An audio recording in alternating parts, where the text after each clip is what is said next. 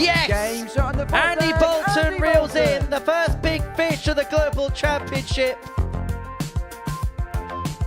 Oh, what a way to win it.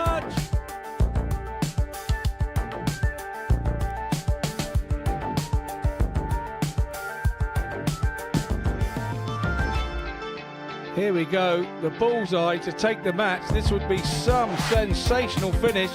Oh, he's only gone and done it. This could be another big finish for Adam Lipscombe. Never mind the maximums. What about the finishing? Fantastic. Pilgrim.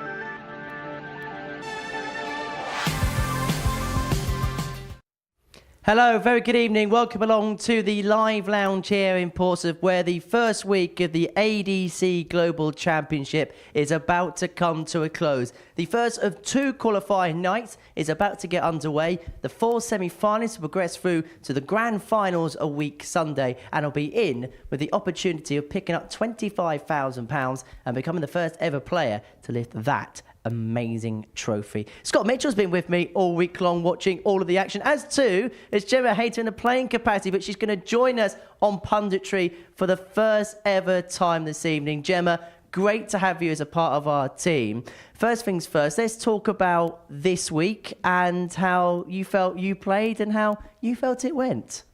On the whole, I was happy. I think I had some very good games, I had some very bad games. But on the whole, I think my first experience of something like this in Group A, yeah, I was pleased. It's been a real whirlwind 12 months for you. This time last year, you wasn't even throwing darts, and now here you are playing in a global championship, a prolific winner on the Women's Series circuit. You must be really pleased with how this return to the sport has gone. Yeah, definitely. I think every time I'm here, that question comes up, and no, it's definitely pleasing. It's something I didn't expect, but yeah, I'm just enjoying it while it lasts. We all know it doesn't. It tends not to last very long sometimes. However, different experience this evening. You're going to be with us on Punch. You're going to be doing a couple of games on commentary as well. How much are you looking forward to trying something a little bit different? Yeah, I'm looking forward to it. Hopefully, it all goes well. I'm in good company, so yeah, hopefully it will be good. Oh, got all the right answers already. You're going to be brilliant. Talking about people that know how to transform from a dartboard to a microphone, Scott Mitchell. Scott, you've been watching every single dart in commentary over the last 5 days or so. What will be your overall observations of the week? Well, I thought Andy Bolton did really well and sort of commanded Group A, and his numbers then sort of match up with the guys that came through Group B late last night. And of course, we got a couple from Group C who were up there as well. That the numbers are just all clustered together. If you look at their averages, their high figures and everything, their high averages, I think we're in for a really good night tonight. Well, it should be an intriguing evening's worth of action. 6 players will be vying out for 4 spots into next Sunday's quarterfinals, and these are the players in action. Andy Bolton won the ADC Tour Finals in November, and he's now looking to add the Global Championship to his list of titles in the amateur dart circuit. Pilgrim is looking for a biggie to end 2024. Hasn't quite hit the heights of 2023, but a victory here would be quite the crescendo. It's the first year off tour for Bradley Brooks, and the ADC has very much been his home over the course of the last 12 months. He's won on the Super Series stage in the main competition. Is he going to be a victor here at the Global Championship? The Pole, Sebastian Bialecki, will be heading on to the PDC Pro Tour circuit in 2025. Can he leave Portsmouth as a global champion? It'd be some fitting final gift. Well, the baby boy Adam Lipscombe is on hometown territory here at the Global Championship. Can the Portsmouth player make it all the way to global glory? Well, James Richardson's played a PDC in a WDF World Championship, and he plays at the first ever ADC Globals. Well, that is the week that's got us to this point on Saturday evening. Group A was what started the action here at the Global Championship this week, and it was Andy Bolton who picked up 26 points, 13 wins from his 15 games. It must have felt like once he got his nose in front in the group that he kind of ran away with it a little bit. Yeah, definitely. And you could see that backstage. I mean, especially double 16 that he left, it just seemed to fly in all the time. You played against him, didn't you, over 3 games this week? Did it feel like every opportunity that he had, and maybe every single time you missed, you felt he was going to punish you? Yeah, I mean, one of my worst games, unfortunately, was against Andy, and you can't afford to have any bad games here. But I think I had a 4-3, a 4-0, and a 4-1. So they were all different games, really. What was your thoughts on Andy this week? I think he came here with a master plan before he started. He was here the week before, and it just didn't go well for him. And I think he said he had a shoulder injury that week. He's gone off and had a big massage and saw somebody to sort it out. And came back Monday, and he absolutely flew out the blocks and basically got himself in front in a couple of games in front of everybody and got in a position where he just controlled the group, really. Well, the players were then divvied up into groups B and C on Thursday and Friday. Group C was what we were watching during the afternoon sessions, and it was Adam Lipscombe and James Richardson who picked up 16 points apiece, 4 wins and 5 during both of their days' action in that particular group. I want to first off ask you about Adam Lipscombe, somebody that you know very well. Obviously, you're both very local to the venue here in Portsmouth, and I suppose similar to you, he's had a really good 2024. This place has done so much for him, and he looks like a player now that's just so full of confidence. Yeah, and I think he is. You can see that locally, even when he plays locally, he's just got. I think he's definitely kicked on a level now. He just doesn't seem to have any fear, and he doesn't let anything get to him anymore. When you've played against him, what have you felt like his biggest strength in terms of his game has been? I think his scoring is on point. Even if he has a 5 or a 1, he just finds the treble 20 straight away afterwards. Well, we saw some big finishing from Adam over the course of this group. Sorry, Gemma. We had to throw it in there. But this is what Adam has got in his locker, and he's got it in abundances. He progresses his way through to the finals this evening, and he is going to be joined by a man who's possibly one of the most experienced on this stage in James Richardson. He's played at a PDC World Championship, a WDF World Championship, and playing in the first ever ADC Global Championship. Yeah, absolutely. He's what's known as a serial qualifier for us that have known James for a long time. He seems to be there and thereabouts. He's had his days of beating Phil Taylor. He's just a quality man. And they're a family that absolutely love their darts, and they eat, sleep and breathe it. And he's reaping the rewards of that, and he's made a good effort of what he's done here, and he's made it to the Saturday night, which is everybody's goal. What kind of player was he like to play against this week, James? Very solid. Again, I mean, I was sat on 113, and he popped that big 160 out. So I feel like there was games where I was unlucky, and I think one of them was one of them because I was with him all the way. Well, let's have a look at Group B. This was the action we were watching on Thursday and Friday evening. It was a group that was topped by Pilgrim, who, Scott, we've asked question marks, haven't we, about his 2024. Okay, he started the year well. There was a bit of a dovetail towards the middle of the season, but it looks like he's ending the season very, very strong. There was some really good stuff in there. Yeah, there really was from him. He sort of started, I think he did a record for the most 180s in a sort of group last night, so that's pretty good for him, but shows he's in good scoring form. But towards the end of the evening, he did kind of die off. He sort of got tired as the evening went on, and he came in this evening and said, I got lazy. You can tell when I'm tired, I get lazy on the doubles. And that's exactly what he did. But he'd had the group settled by back game 3 or 4 of the group, as did Bradley Brooks. He had his position in second place all sorted. The battle last night was between Thomas Banks and Sebastian Bialecki. Thomas managed to beat Sebastian and put him on the back foot. But as the night got on, the games got harder for Thomas. He was playing the guys at the top where Seb wasn't quite doing that, and Seb ended up going through. It was a real enthralling Group B for anybody that did manage to stay up and watch it. Well, we're seeing Brad on the monitor there. Some of his power scoring is absolutely tremendous. It feels like a player that maybe it took him a little while to get going off the tour, but now is finding his feet again. Yeah, I mean, the first game in the group, the first loss in the group that he had was to Sebastian Bialecki, and they were 2-2, and Sebastian had to take out 145 while he was under a ton, and then a 170 to beat him. So whoever's going to beat him has got to take out big shots, because he's in real tidy nick at the moment, Bradley Brooks. And I said to him, what's the sort of, because he's raised his game. In the last 2 months, he's raised it. And he said, I've actually started practicing. He said, I never used to do it. And I know now that if I've got to keep up with all these guys that are practicing, I've got to do the same thing. You played against Sebastian in Group A. Wasn't quite at his straps on Monday and Tuesday, but then on Wednesday he really did turn a corner. What did you feel like was the biggest difference in his game when you played against him? I think it was just, again, he's very steady. And I think he's, do you call it a first start merchant? I think, yeah, he's definitely one of them. Once he finds the red bit, there's no stopping him.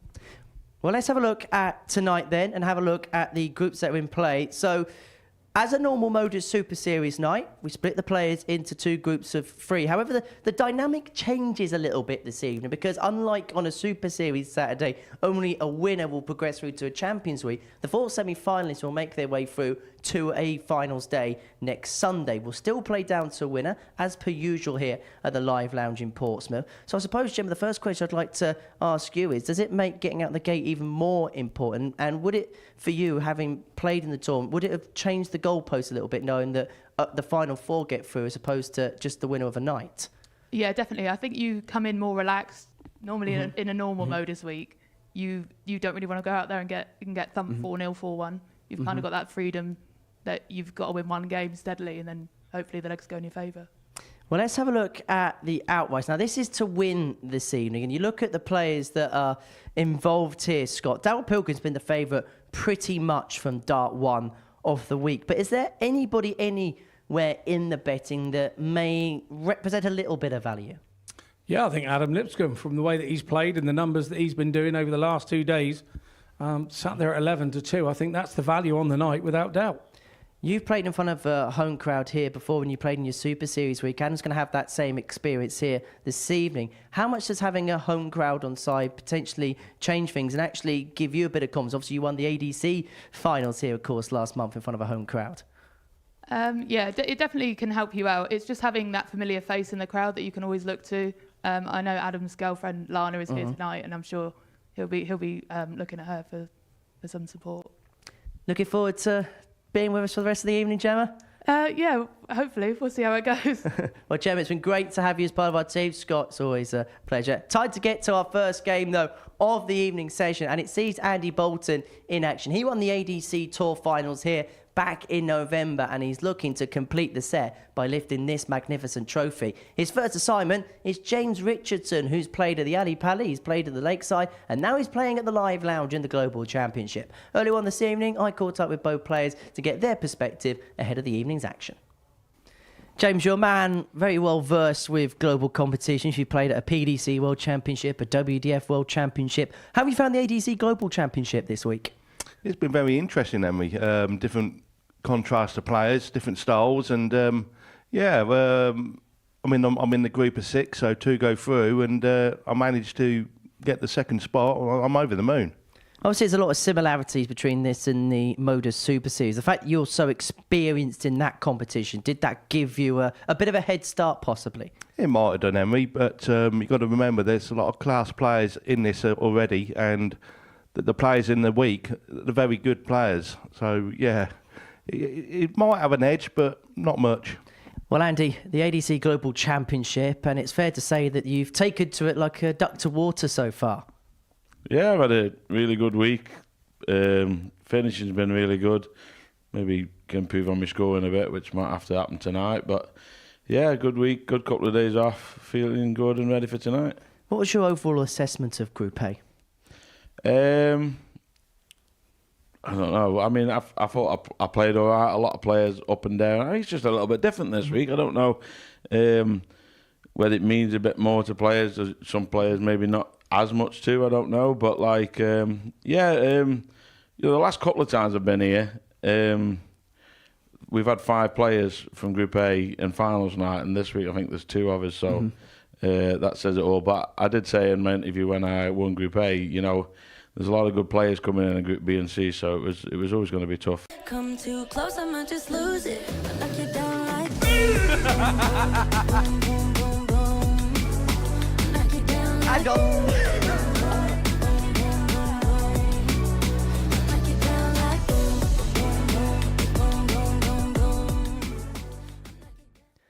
Here we go then, the first ever finals night here at the ADC Global Championship, and it sees Andy Bolton, the winner of the Tour Finals last month, kicking off the show. He takes on James Richardson, the man from Rushden. He's looking to come up with some diamonds this evening. But for Bolton, the 51-year-old from Richardson in Scotland, the UK number 4, the X Factor really looking to provide exactly that on this Saturday evening. Whilst James Richardson is hoping to be ruthless by name and ruthless by nature, the 50-year-old from Rushden, the seniors qualifier, made his way through Group C, finished second in a group behind Adam Lipscombe. It was a high-quality affair over the 2 days there. But Andy Bolton has been one of the players of the week. Every single dart will be officiated by your referee, Jack Garwood. He's calling the shots and calling the shots alongside me in the commentary box for the opening match of the night. Is the 2015 champion of the world. Very good evening to Scott Mitchell. Good evening, Henry. And I'll tell you what, I am absolutely looking forward to this. 95. Nervy times when you're the first game on here on finals night. I've done it myself, and it's when you've won Group A, you want to get up there and smack that treble 20 as quickly as you possibly can. 140.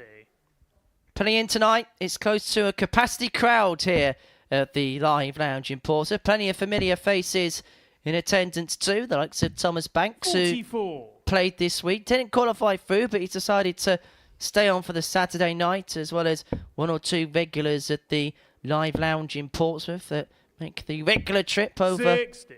to the South Coast. And this is a good week to be here on a Saturday night. You look at the lineup of players that are on the show, and in fact, of the players in action this evening, 3 140. of the 6 players finished in the top 10 of the Challenge Tour of Merit in 2024.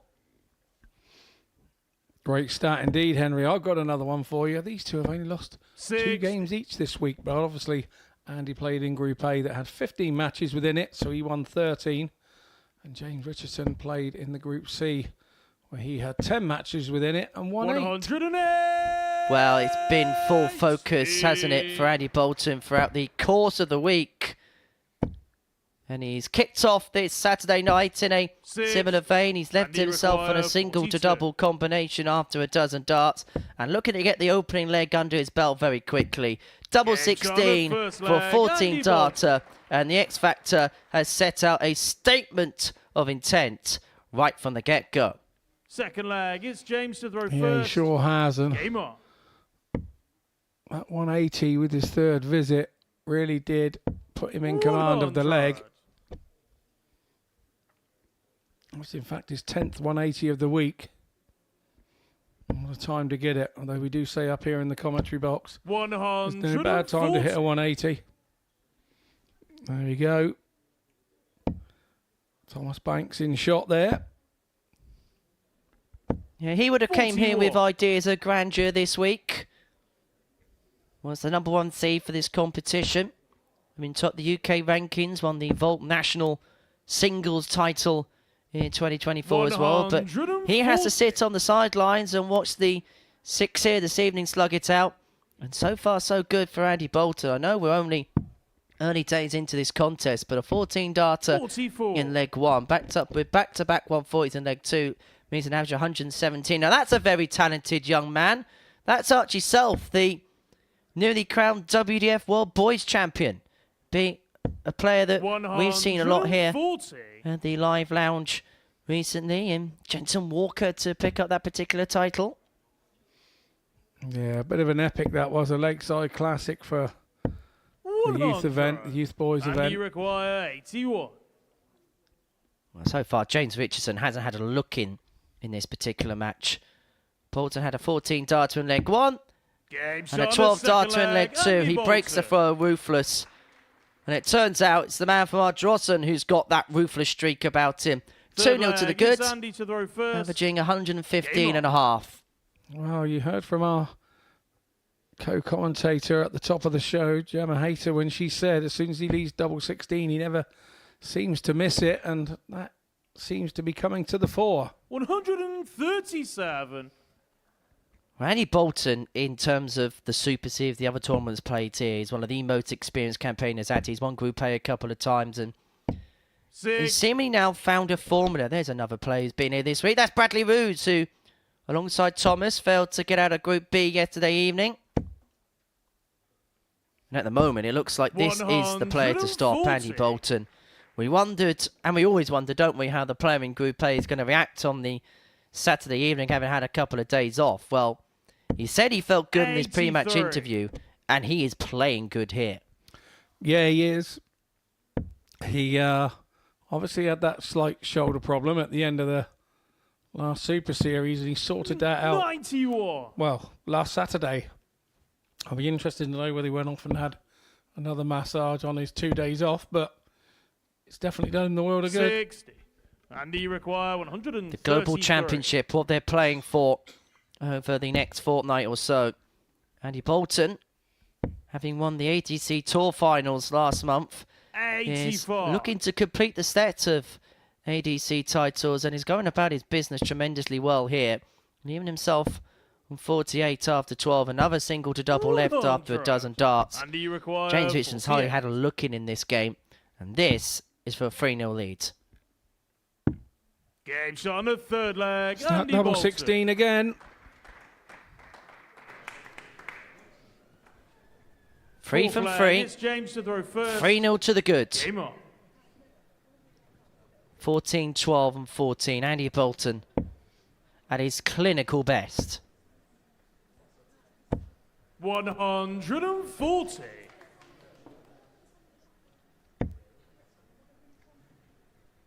And I suppose if you lose your first game, there's an even more heightened impetus 59. where maybe on a given Super Series Saturday, you almost shrug your shoulders and think maybe my week has come to an end. But because 4 players progress through to the semi-finals, this may feel a little bit more urgent now for James. 58. Yeah, I've played both positions here on a finals night. I've played as the Group A winner with the darts, and I've played as the second place in Group C and 100. play without the darts. And what you can't do, you cannot go down to 0 in this game. Because the problem is, if you're in James's position, there's a game off and he's back on, and he could be going home as early as Game 3 on the Saturday finals night. So he really needs to find a leg here somewhere to help 68. himself out. Average of 113.61 at this present moment in time. 60. And the man who picked up that ADC Tour Championship Finals title in November, he beat Charlie Martin by 4 legs to 2 to do exactly that. If he wins this leg, the only way he'd be eliminated from this competition would be via a 9-dart shootout. If you're new to this format, on a Saturday night, 2 points and a 94. positive legs difference James, you will require always be enough to send you 107. through. So if Bolton wins 4-0, the worst for him would be 2 points and a 0 legs difference. So the only way he 6. would be able to go out is through And that you 9-dart require shooter. But this has got to 107. get the job done 4-0. Indeed, he'll start on the treble 20. Now he's going to come out to treble 17. Treble 18 will be the last 54. dart to get back over to that favourite James, side you of the board of require his. 110. Doesn't quite happen, so it's Richardson for the 110. He's starting up. Treble 18. Oh, he's gone ball route. Always risky doing that.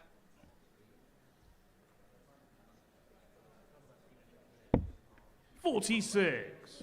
And so And you this, require to 52. put the seal on a clinical display. From first start to last, this has been special. And it's a Game 4 shot out of 4 and the doubling match, performance. Andy And it's an Bolton. average of 105.5 for Andy Bolton to get his campaign up and running. And the only way now he could be eliminated from this global championship is through a 9-dart shootout. He is almost home and host already. A shimmy and a wiggle. Bolton's on the board. He beats James Richardson by 4 legs to 0 with an average of 105.5. 4 from 4 in his doubles. The X Factor is up and running on this Saturday night. Coming up after the break, Game 1 from Group 2. Now Pilgrim against Sebastian Bialecki.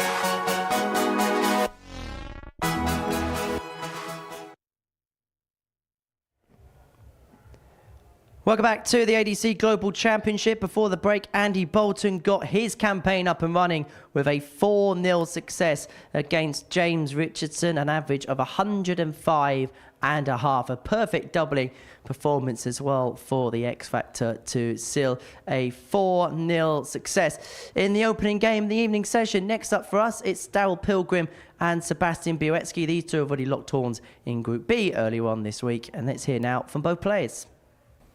Sebastian, welcome along to the ADC Global Championship, into the Saturday night final. How have you found the last few days? The last few days was amazing. It's really tough from the Monday. A little bit Monday, Tuesday and Wednesday was really more relaxed than the last 2 days. Was this group in the evening session was really tough, amazing. Every match was on 90 plus average. And in the last match, I just make it, so I'm really happy. I was going to say, how do you sum up how you played in Group B? Because it was such a tough group, as you mentioned. Everyone played well. But I suppose as much as you have to raise your levels, is it easy to play in a group like that? Because you know you have to play very well to win matches. Probably, yeah. It's every opponent. It's just I feel it's I have to play. It's a little bit more than I can, and maybe this situation was helped me. I don't know, maybe, yeah. Now, once you leave us here at the ADC Global Championship, you're going to be leaving us in Portsmouth for a little while because you're going to be playing on the Pro Tour from 2025 onwards. Firstly, how much are you looking forward to that? And secondly, how much would you love to leave us here at the Super Series and the ADC Global Championship by winning one of the big trophies? Yeah, it's my of course the big target on this tournament. Of course, the first target will be just advance from the group to semi-finals today and quarters in the ADC Global. And of course, I'm looking forward to the next year and next more. We will see. Well, I wish you all the very best, Sebastian. Good luck tonight. Thank you very much. Well, Daryl, it was quite the Group B, wasn't it, this week at the Global Championship? First of all, just sum out how you felt you played in it. Yeah, I felt I played pretty well. Not bad for an old boy in that group. But yeah, I just ran out of steam in the last game, but luckily I'd done enough by then. Was it a bit weird being the oldest player in a practice room? I've been the oldest before, but not by that massive a margin. But no, it's all good. In terms of the darts you played like an experienced campaigner. You mentioned obviously at the end of last, I just tailed off a little bit, but by and large, the level that you attained, particularly on night one, you must have been so thrilled with. Yeah, I felt like I threw really smooth. The first dart was going right, hence why I managed to hit so many 180s. And you're so close. Well, the 180 records, we're looking at every single one of them in that Group B. When you're in that vein of form, you must feel like everything goes. Yeah, I mean, I'm sure any player will say it, but when it just flows, it feels so much easier. You're not struggling. I don't know. Yeah, it just feels so good. And how much can you take that confidence into tonight? It was a very tough Group B and a very good Group B as well when you look at the players and the way that everybody performed. But I suppose with it being a global championship, you go into Saturday and it feels like the field gets tougher as the week goes along. Yeah, definitely bringing confidence into tonight. And yeah, I mean, it never gets any easier down here, no matter what week it seems to be. It's a little bit different this evening, but actually I suppose it's a dynamic that you'd be used to because you played in the old Live League in Southampton where, of course, they're still playing to a winner tonight, but it's only 4 semi-finals to get through to the quarterfinals next Sunday. Does that change the goalposts a little bit? Yeah, I suppose I would say it does a bit, yeah. It's more you're looking to make sure just get through the group. But then again, that can be a normal Saturday night. First aim is to get through the group, then take on the knockout. So it's almost the same sort of thing. Any which way, wish you all the very best. Good luck tonight, Dal. Cheers, thank you.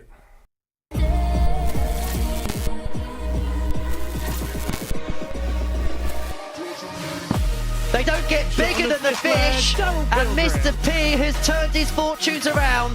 Wibble and a wobble, the others tend to follow suit. Another one of them leaves the bullseye for Daryl Pilgrim for 164. But it can still be done. Shot for 24. Bullseye for an act of rescuing. Shot on the 4th flag. To perfect chagrin from Daryl Pilgrim. Welcome back to the ADC Global Championship, and a welcome back to the stage for Darrell Pilgrim in front of a packed-out crowd here at the Live Lounge in Portsmouth. Oh, even Adrian Lewis offered wishes here this evening to see Pilgrim and Bialecki go toe-to-toe in our second match of the evening session. Bolt didn't quite come out the traps from the blue on Monday morning. In fact, it kind of took him for the duration of the week to really hit his stride, but Darrell Pilgrim did exactly that on Thursday evening. He was a maximum machine. He played 8 games and hit 24 maximums. That is a record for Group B across this or the Super Series format. Whilst for Sebastian Bialecki, it was a case of getting better as the week went along. The 21-year-old from Lodz in Poland, winner of the Eastern European Festival to get here. And come what may, this might well be his last ever appearance in Portsmouth, because at the end of the Global Championship, he'll be departing us, and he will be heading off to the PDC Pro Tour come the beginning of 2025. What a parting present it would be to his time in Portsmouth if that man in your picture there could end up being the global champion, the first ever global champion. It's Bolt against Mr. P. It feels like some comic book stuff. And talking about the story of this match alongside me in the commentary box is Scotty Dog Mitchell. Yeah, thanks, Henry. I think Seb has got his work cut out here. Should Pilgrim start hitting those heights with the 180s. He looked pretty tired last night, just after 1 o'clock in the morning. 95. Depends how he has prepared from then to now. To now is where the action starts, and now is where it really matters. 60. Well, this is a serious business, and these are two World Series contenders. Between them, 4 weekly titles of the Modus Super Series, split 3-1 in the favour of Pilgrim from South Croydon.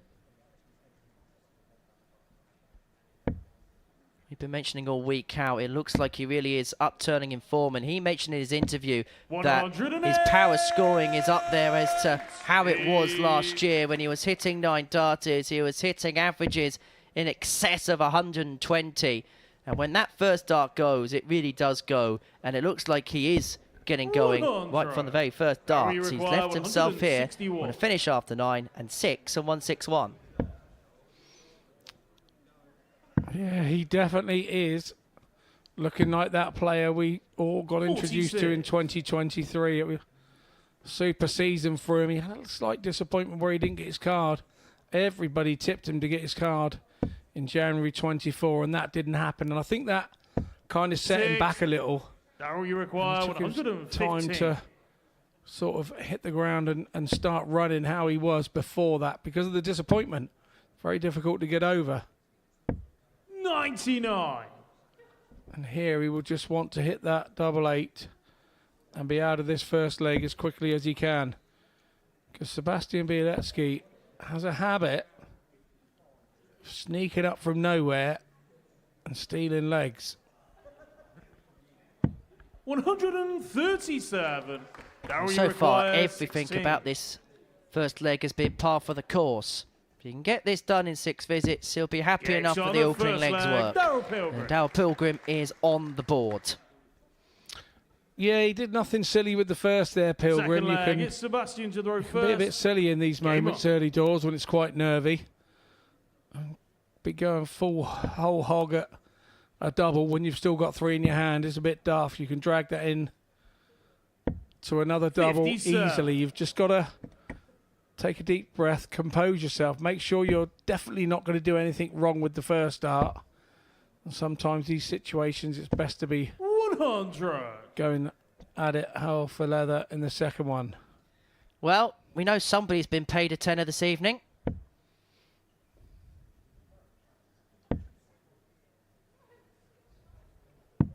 $59. Interesting, just looking at the mannerisms of the players this evening. It does feel like the different 96. dynamic in terms of proceedings. It's just a little bit different this time round. Because it's 4 from 6 that make it through to a grand finals, maybe they're not playing with the air of edge that maybe we see sometimes on a 93. Saturday evening. Yeah, absolutely. I'm going to cut away from that. Seeing Frankie's boy there swearing he's going to be champion in 2030. I like that. Nice little card up. Nothing like his dad, is he? 98. Confident, brave. Love it. Well done, Liam. Yeah, we have somebody called Frankie Howard that works here at the Super Series. Not to be confused for any other fictitious characters who does some work behind the scenes. And his son Leo is a very, very capable player. Actually been mixing it with some of the Super Series players when they play in local competition. 99. But the competition here is for a place in 152. the semi-finals and a place through to next Sunday. Both players leaving themselves in a finish after 12. Seb first poke at the 152. That's not going to go, but Pilgrim looking at 96. 108 to double his lead and to get the break. 108. Yeah, absolutely. But Seb's last treble 19 there makes the whole outlook look a bit different for Darrell, and we can see that straight away by missing the big number. Treble 17 for the Bull, 84 left, so treble 20. 84. He has left Sebastian 24. require 56. This is one thing that Seb has been doing all week, tidying up with great effect. Yeah, you can see he dragged that one. He knows he dragged that one. Double 10. Game's on the There you second go. leg. Just takes a step Sebastian back, Bialecki. composes himself.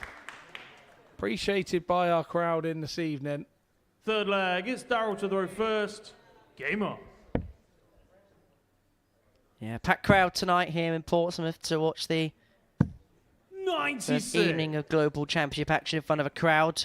Back next Saturday for another Regulation Weekly final. And then next Sunday is the date of the big final. Now, you can be here 96. next Sunday. If you head over to www.dartshop.tv, you could be here to see the first ever global champion 94. be crowned. And when you look at some of the players that could be set to make their way through tonight and some of the players that are in action next week too, it could well be a very, very special evening. Or afternoon, shall I say. It kickstarts 42. at 1:30. It's £5 the admission next Sunday for the Grand Finals of the Global Championship. And it will be played here at the Modus Live Lounge in Portsmouth on the 59. south coast of England. That's Even Poulsen. He's going to be playing here next week, representing Denmark. 137. Through possibly one of the toughest qualifying regions when you consider the calibre of players there that we've seen here at the Super Series, in particular Andreas Harrison. 140. Doesn't Darius play in that region as well? He does with the PDC, doesn't he? Well, 2 of the 4 winners of a Super Series title this year have come from that particular region. 100. Darius and Now you Andreas. require 112. Pilgrim looking at 112 to re-establish his lead at 2-1. Haven't seen a ton plus checkout tonight. We're not going to see one from Darrell, but Seb 52. may do so with this Sebastian, you require 126. 126. Big chance to break here for Bialecki. Needs the treble 19. Doesn't happen. Back up the top. That's 28 now. Darrell, you So require pressure applied 6. to the Pilgrim throw.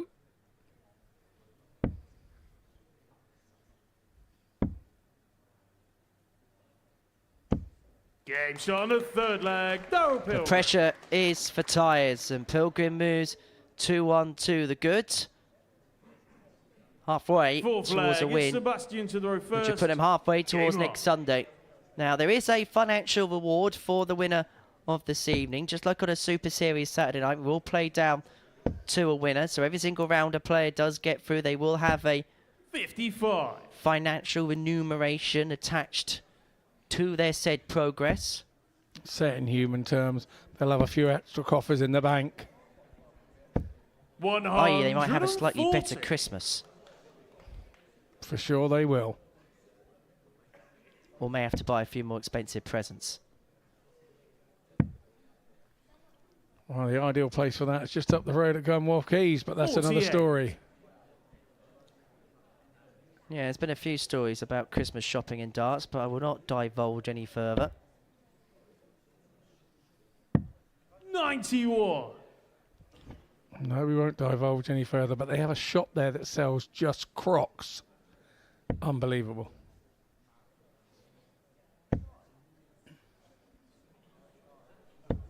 $95. You liking Crocs? That's an absolute shoo-in. No, I didn't say I liked them. I said there was a shop there that sold them just Crocs. Can you believe it? 140. A little foam shoe. I suppose it wouldn't really work on the farm, would it? Too many holes in them, I think. Well, Dale Pilgrim looking to put a few holes in this 130. He's got 6 starts on here to establish a 3-1 lead. If he does so, there'll be a breaker throw attached to it too. We'll head across for Treble AT because his opponent isn't on a finish. 94. He's left himself on his favourite double 18 after a dozen darts to get the break and to take full control of proceedings. And the problem here for Bialecki was that he had 2 84. non-treble visits right at the very start of this 36. leg. And that's what's left him trailing. Game shot on the 4th flag. And now he's Darryl definitely Pilgrim. trailing with that double 18 kill from Pilgrim. 5th flag. It's Darryl to throw first. Game on.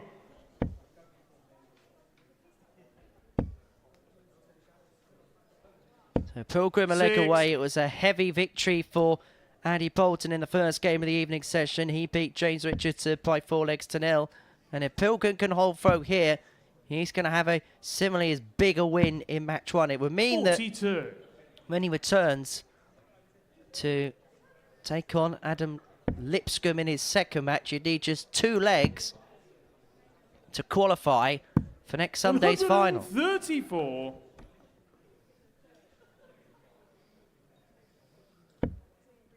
Bolt is going to need a surge from here. Pilgrim averaging 94.5, 80. 3 from 5 on his doubles. Bialecki averaging 83.5, a 11-point gap in terms of the averages. And the scoring power of Darryl Pilgrim has been as prolific as it has been all week. 48. Came into this evening with a running average over his 8 games of 96.04. The highest of anybody in action 59. and possibly one of the best that we've seen coming into a Saturday evening. Yep, it sure is. All those 180s keep that average high, don't they? And that's exactly 95. how he did. And like Andy Bolton in the previous game, he's pretty much controlled this match as Pilgrim. And a good win here in this first game virtually makes you a 62. definite Darryl, for you the require semi-finals. 164. It looks like Sebastian Bialecki may have somewhat ran out of steam. Pilgrim here, 6 starts on 164 to seal the job 4-1. Didn't need to go for 132. it. Sets it up perfectly. Leaves himself on 32 to round off what has been quite a comprehensive display. Seb, he's going to have to come back and beat Adam 140. Lipscombe in the next. Darryl, you But this is require Darryl Pilgrim's 32. moment. Double 16 to round off a 4-1 success. Double 8. No score. Not to be, and so Sebastian, you require Bialecki gets one last go 118. to save this game at 118. And if this should go, it's not going to now. The first dart was a bit awkward, wasn't it, to get past? 58. Darryl, you require 32. And so this, to finally close out what has been a very good performance. A few missed doubles towards the end. And it's No given score. Bialecki another life. Sebastian, you require 60.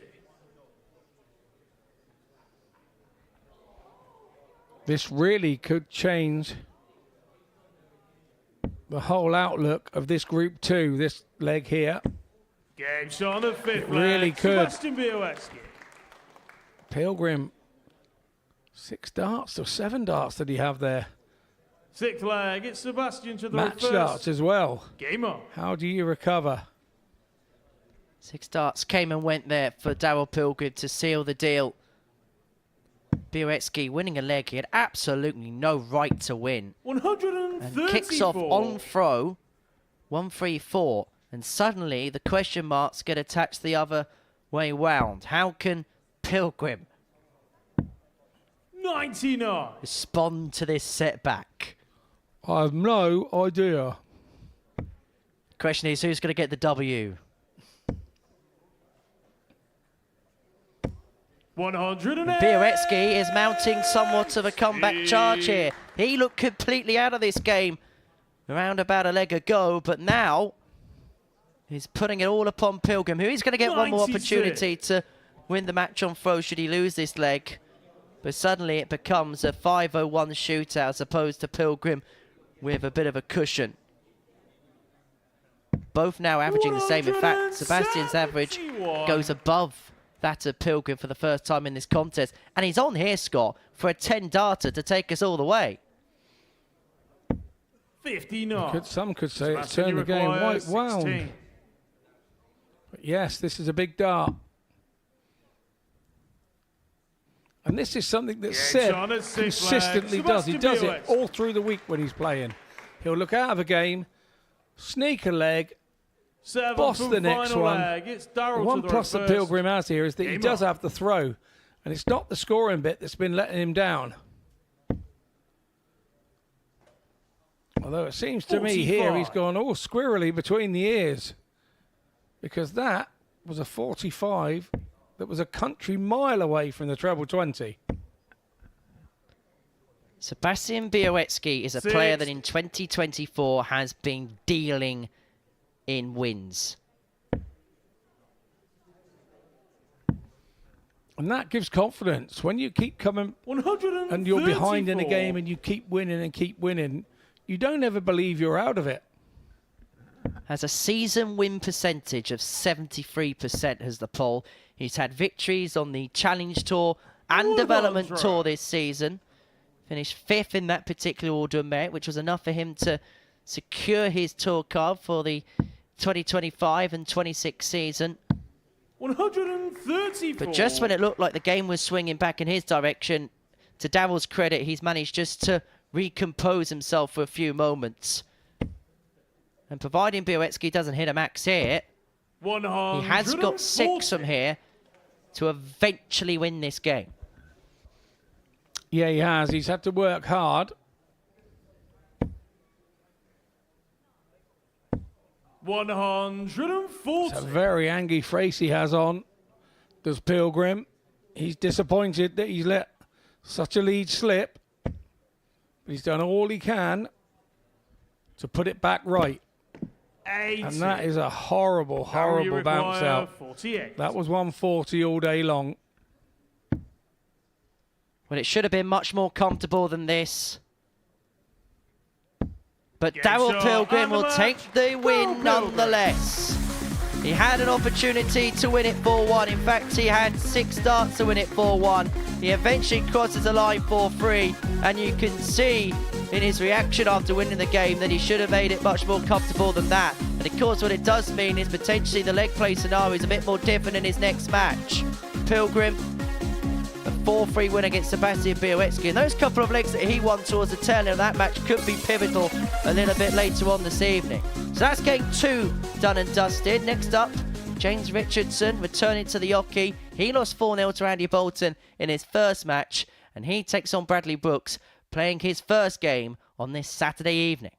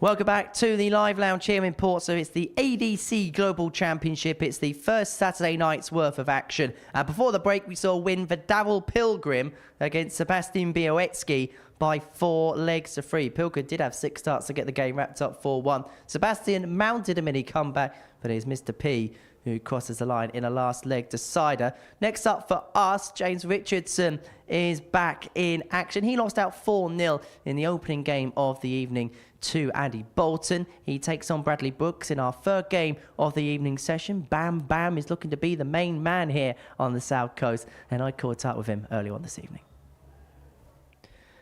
Bradley, ADC Global Championship, the inaugural tournament. You must have been really happy with the way you played in that Group B. Yeah, 100%. I thought it was a tough Group B, and I thought I had to play well to get through, which I think I did. Recent times I've been here, I've missed doubles, and that's cost me a lot, especially the tour just gone. But I thought on Thursday my doubles were really good.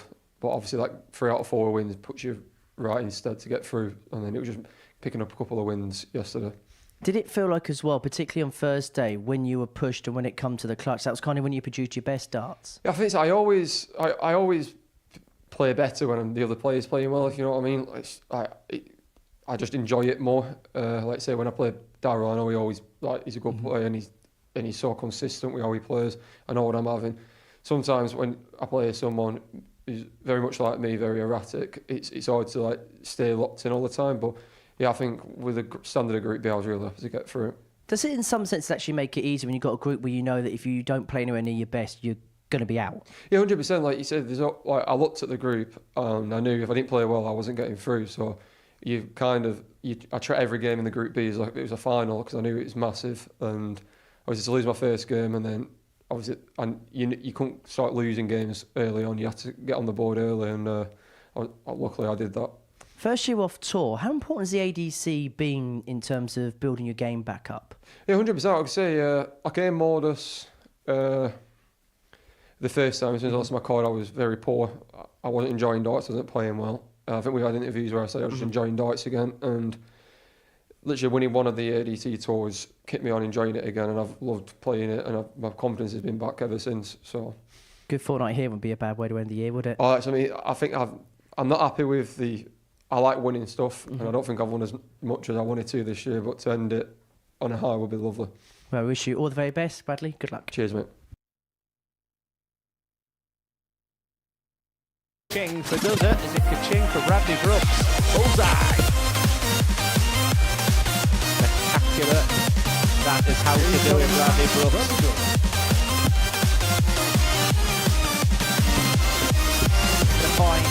2-1 here? Yes is the answer.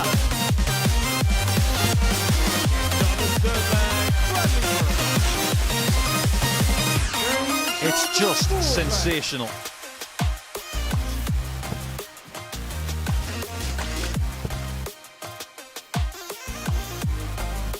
Double his lead, tops.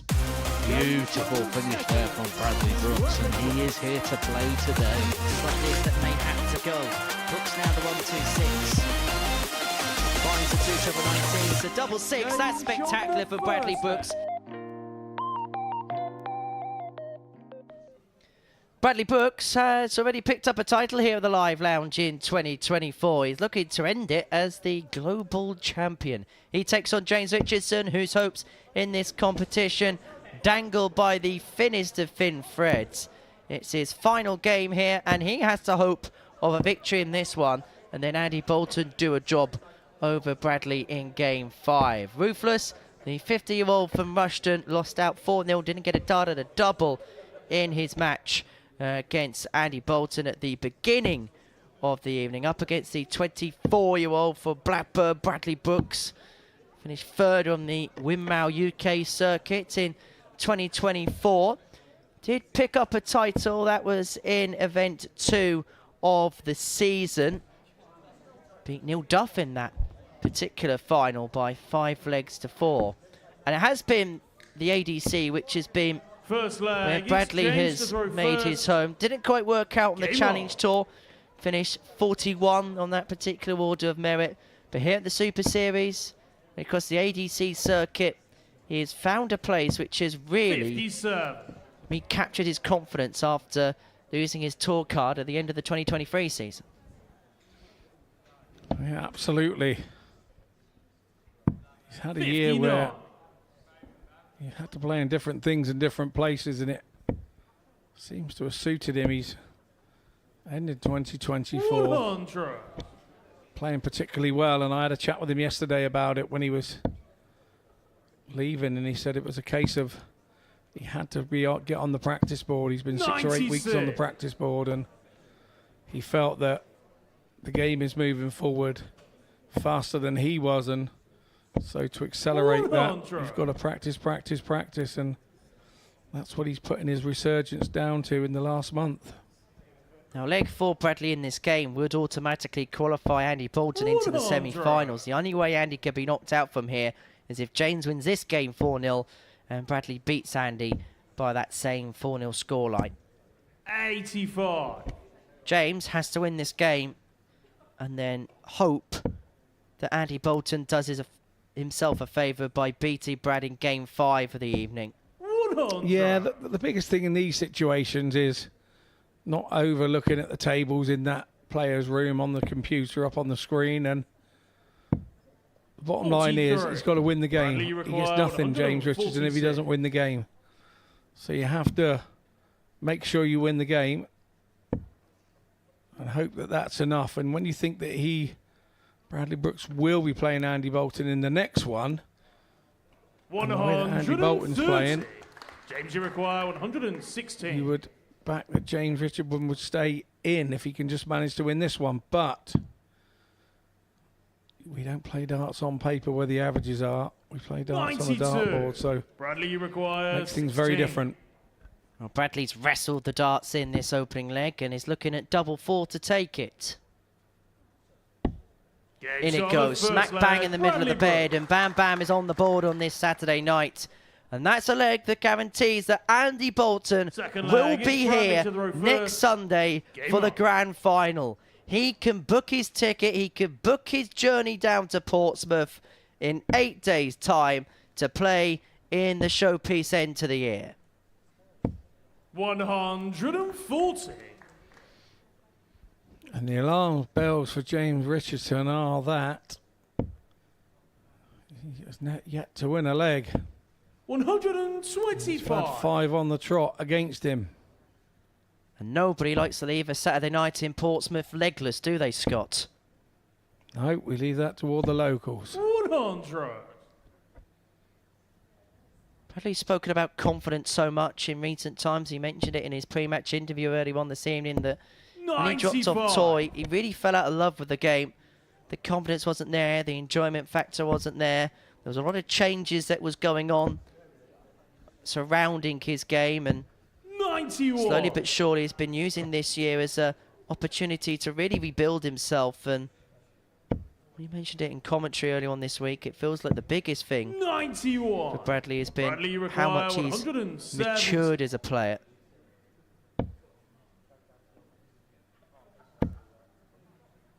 Still plays with that air of edge. 43. And maybe in the past there was times where he really would wear his heart on his sleeve. Maybe a little bit too much so, whereas it feels like now he's just got a nicer balance about things. 83. Bradley require 127. So go treble 20 first here. Treble 19 would leave him the ball. Treble 20 again would have left him 20. 44. James Something or require another, 107. Richardson looking to level up. Haven't seen a ton plus checkout so far this evening. Double 16 to get his first leg on the board. 75. Bradley, you require 83. And now he really will be fearing the worst. That's his partner. Kaz's Cabs, as they're affectionately known as on Facebook and across their 43. social media platforms. James, you require 32. So double 16 coming in for Richardson.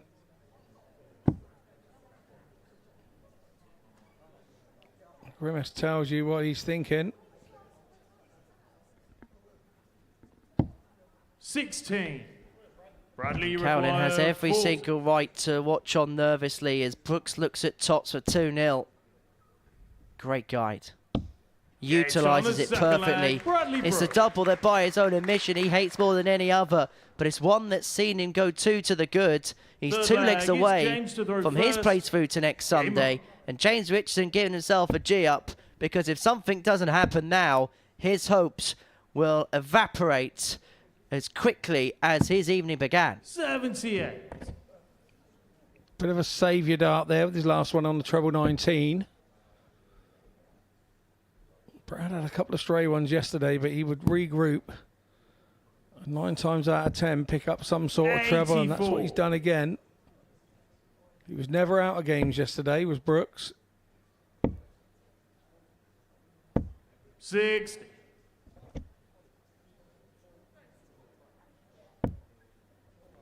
Perfect first start. 137. Covers with dart 3 to find a second treble. And he's taken the throw off of James Richardson here, who is in a whole heap of trouble. 140. That one looked like he was throwing with more freedom, but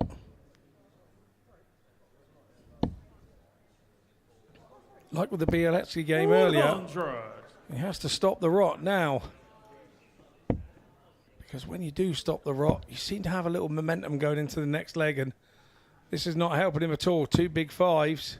29. 29 scored. Throw gets reversed again, and it's back in the hands of Bradley Brooks. May look at 12s here. And the treble 12 there leaves himself on double 12. If he's left in a situation like that, he prefers to go across to the 12s instead of having a dart that stands up and possibly bust the score. 40. Nonetheless, he's left Bradley himself on a double after a 24. dozen, and that double is double 12 for the double breaker throw. 12. James, you require The importance, didn't he, there? 154.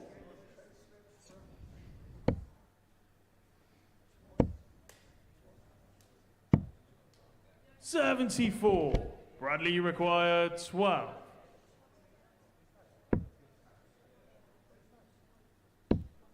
Game shot on the third leg. Bradley Brooks.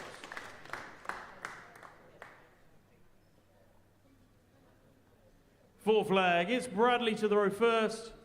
Game on. We know James has had a few travel down for him, and you can see him shaking his head in the 45. background. He doesn't want to disappoint them. Well, I was outside the building this evening as James was about to walk in, and I thought it was a bit weird that in the pitch black darkness of 5:30 in Portsmouth that he was being approached by 6 men in the middle of the street. So I was a bit worried for a moment. But it turned out to be 6 friendly characters in the streets that came and wished him well. And it looks like before we even get to the midnight, the fairy tale story is going to have far from a Cinderella ending. It may not be the glass slipper, it may just be the pumpkin home for James Richardson this evening. 100. Deep in thought there, Richardson.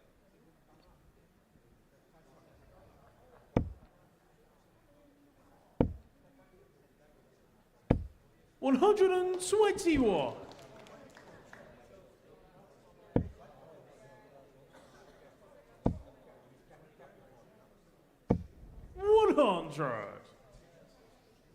Bradley just doing what he needs to do in this game. Only averaging 81. James averaged 74 in his first match. He's only averaging 76 here.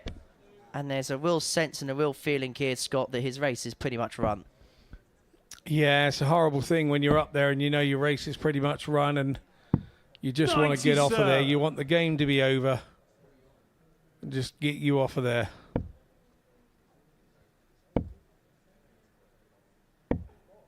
$94. Bradley, you require 108. To book his passage through to next Sunday's grand final. And he could do it with a ton plus checkout.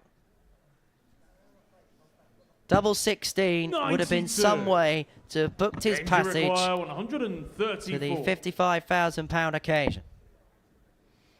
So Richardson misses the treble 18. And now the writing is on the wall for him. Bradley requires 16. Because Bradley Brooks is looking at double 8 to book his passage into the grand finals of the ADC Global Championship. Bam Bam from Blackburn is going to be at the big day on Sunday. It may well be a fun day next week for Bradley Brooks, but for James Richardson, 2 games played, 2 4-0 defeats. This evening could not have gone any worse for him. It was some achievement in terms of qualifying for the Saturday, but it might be a night that he will want to forget. Brooks, a 4-0 victor against James Richardson, coming up after the break. A man that a lot of people here this evening have come to see. The local favourite, Adam Lipscombe, is in action. He takes on the ice-cool Pole, Sebastian Bialecki.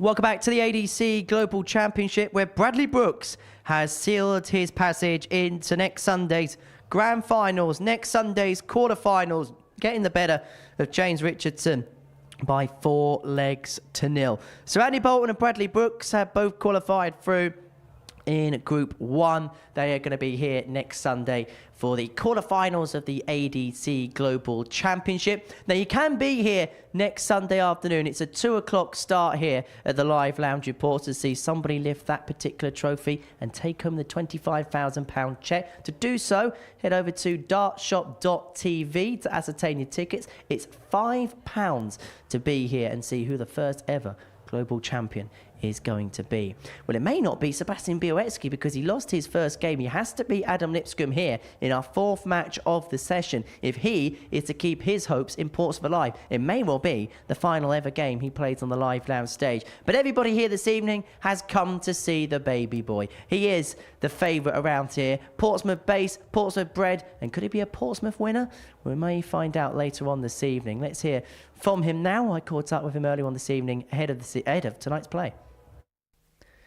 Adam, weekly finalists here at the inaugural ADC Global Championship. First of all, just sum up how you felt you've played this week. Oh, I felt I played steady, mate. Yeah, pretty good. Could do a bit better, but yeah, it's been all right.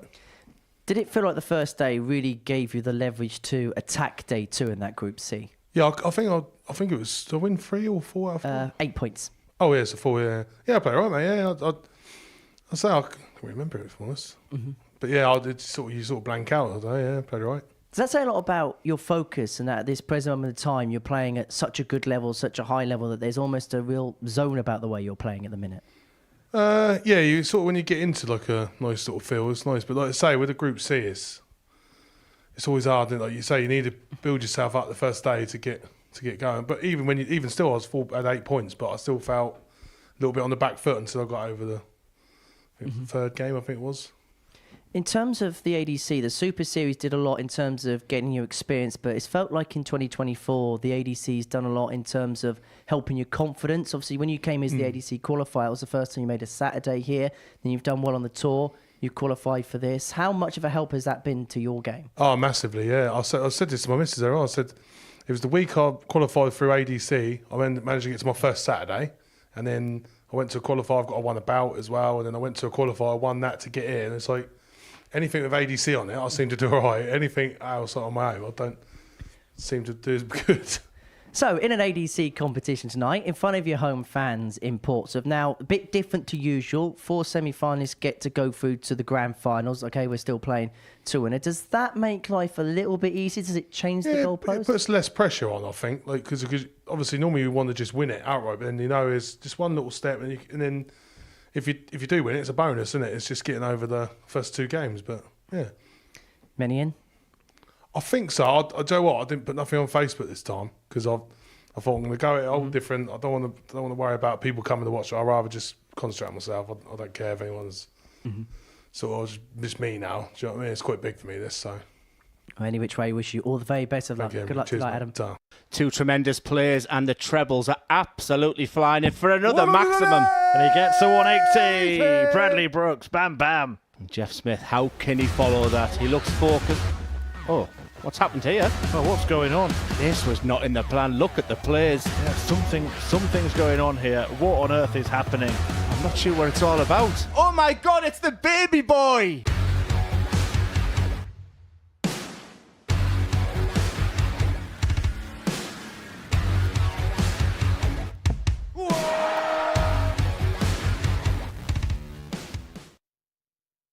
Adam Lipscombe playing in front of his hometown crowd here at the Live Lounge in Portsmouth at the ADC Global Championship. He takes on Sebastian Bialecki in our 4th game in the evening session. And somebody that knows Adam Lipscombe perhaps as well as anybody is Gemma Hayter, who's alongside me here in the commentary box making her commentary debut. Gemma, great to have you as part of our commentary team this evening. Now, you know Adam perhaps as well as most people. You play with him at a local level a fair bit. What do you think is his greatest qualities, and how much do you think he'll be relishing this evening's action?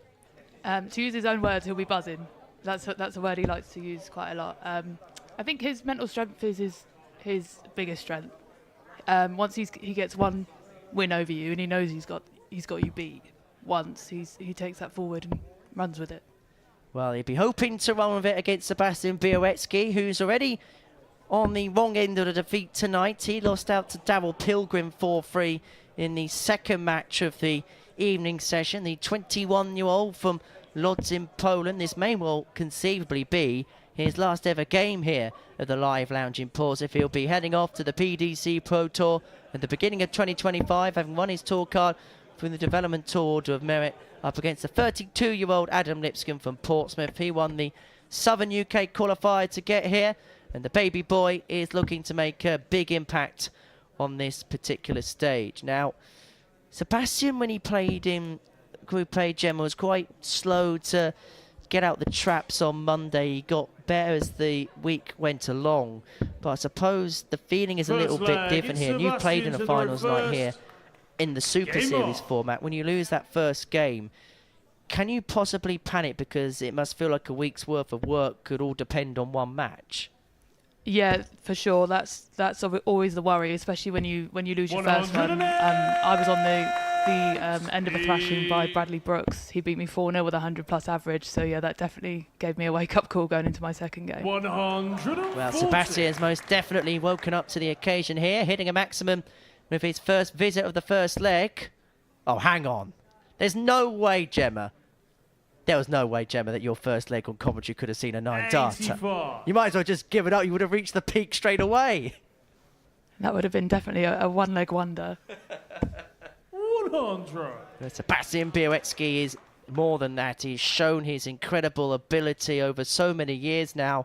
Incredible to think that he made it through to the quarterfinals of the UK Open, aged just 18. And he was a Riley's amateur qualifier back in 2022. And he's left himself on a 39. finish after 9 to take out this first leg. And he has got 6 from here against a man that many people here have come to see this evening, Adam Lipscombe. How did you deal with the pressure of being 58. the player from Portsmouth, being the local player that a lot of people wanted to come and watch? I think there was, obviously I played it twice 26. with a local crowd. So one was my Sebastian first Modus requires 78. Super Series. That was quite hard. I didn't expect the crowd to be quite as loud. The second time, obviously, I was used to it a bit, and I won that one. So yeah, second time lucky. Always helps when you win, Yeah, and that will help first leg. Sebastian Bialecki there. A 15 darter to see through the first leg. The pole leads Second leg. by a It's leg Adam to nil. the A match first. that he has to win Game on. because of that defeat to Daryl Pilgrim in game 2. Any win for Adam will guarantee 140. his place into the grand finals next Sunday. And if Sebastian can win this game 4-0, he will qualify for next Sunday's final, because as well as a 4-1 or 4-2 scoreline, because of the legs difference that he has. 2 points and a positive legs difference is enough for you to 45. progress through to the grand finals a week on Sunday.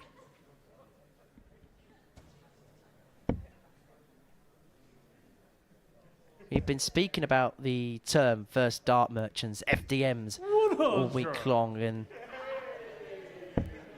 for Sebastian, it's felt like when that first dart has 100. gone into that treble bed that 2 more tend to join it. And look at that again. That first dart, just perfect, isn't it, on the top wire? And his power scoring all week long has just been so good. 140. Yeah, that's definitely one of Seb's strengths. It's all about how the lies of the dart when it does go in. 60. I struggled towards the end of the week. I had a shoulder problem, but yeah, once it goes in and it sits nicely, you definitely are encouraged to put 2 more next to it. How is the shoulder? Is that all okay, or still feeling a little bit sore after a week's worth of play? Yeah, it's a bit sore, but I'm sure it'll get there. 156. At the minute, I don't really want to look at another dart for the next few days, but yeah, I'm sure it'll go back to normal 80. soon. Sebastian, you Fingers require firmly 82. crossed. Bialecki here, looking at 82 for the break of throw and a 2-0 lead. And that bullseye is perfect. Double 16 to double his lead. Game This time is at excellent. second leg. Sebastian Bialecki. 29 darts for the first 2 legs of this game for the pole. 2 from Third 2 on leg, his it's doubles. Sebastian to the row He needs first. 2-0. Game on. And in fairness, there's not really much Adam Lipscombe can really do about it right now because Seb is playing so well. Yeah, Seb's definitely got the upper hand here. I'm just wondering if Adam's regretting playing a local competition today before this evening, because I think that can go one of two ways. Yeah, this is the second comp that Adams played today. Very much loves playing. And even when he plays here in a Super Series week, he'll go and play local competitions in the evening. He's very much a greenhorn for the sport. Sometimes the enthusiasm can just run a little bit too far, can't it, at times? But of course, Adam's still got one more game to go after this. The only problem he's got is he'll have to take on Daryl Pilgrim. 40.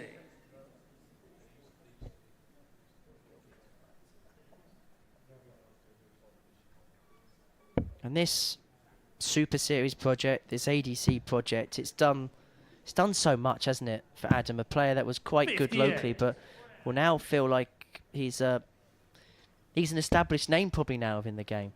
Yeah, he is for sure. I think it's done a lot for both me and him. So it's brilliant that we're both from the same area and we're both women's game and obviously men's game. So yeah, I think that's a really good dynamic.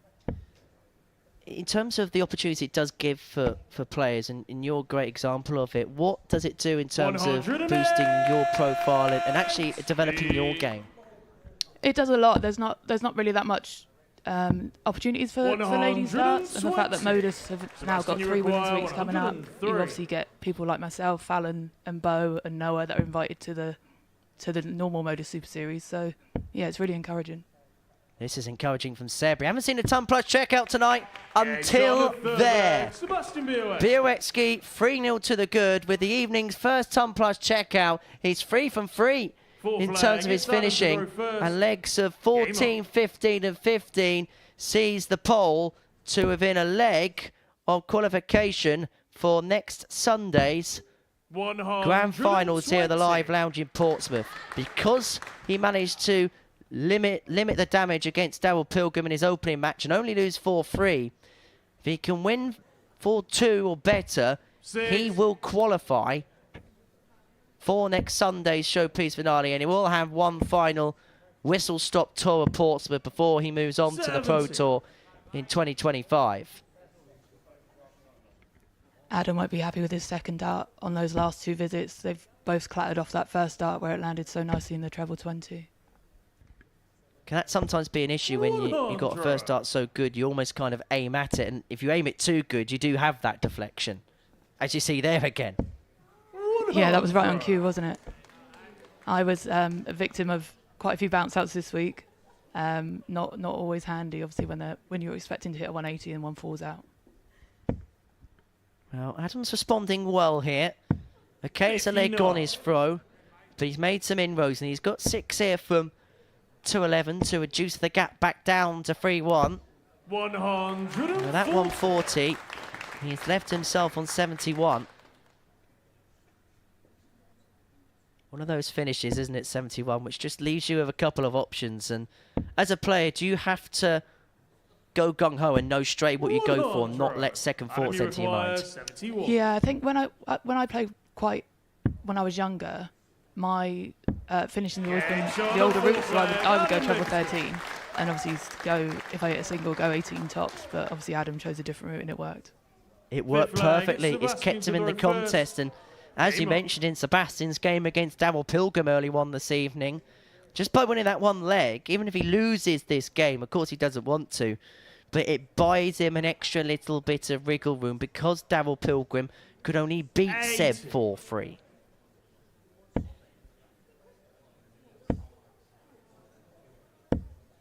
$140. Maybe Adam's going to make a charge on Seb, just like Seb made against Daryl Pilgrim in the opening. Okay, it was an effort in vain, but Seb will know through first-hand experience that opponents are still able just to catch up towards the line even when it feels like you're in a comfortable position.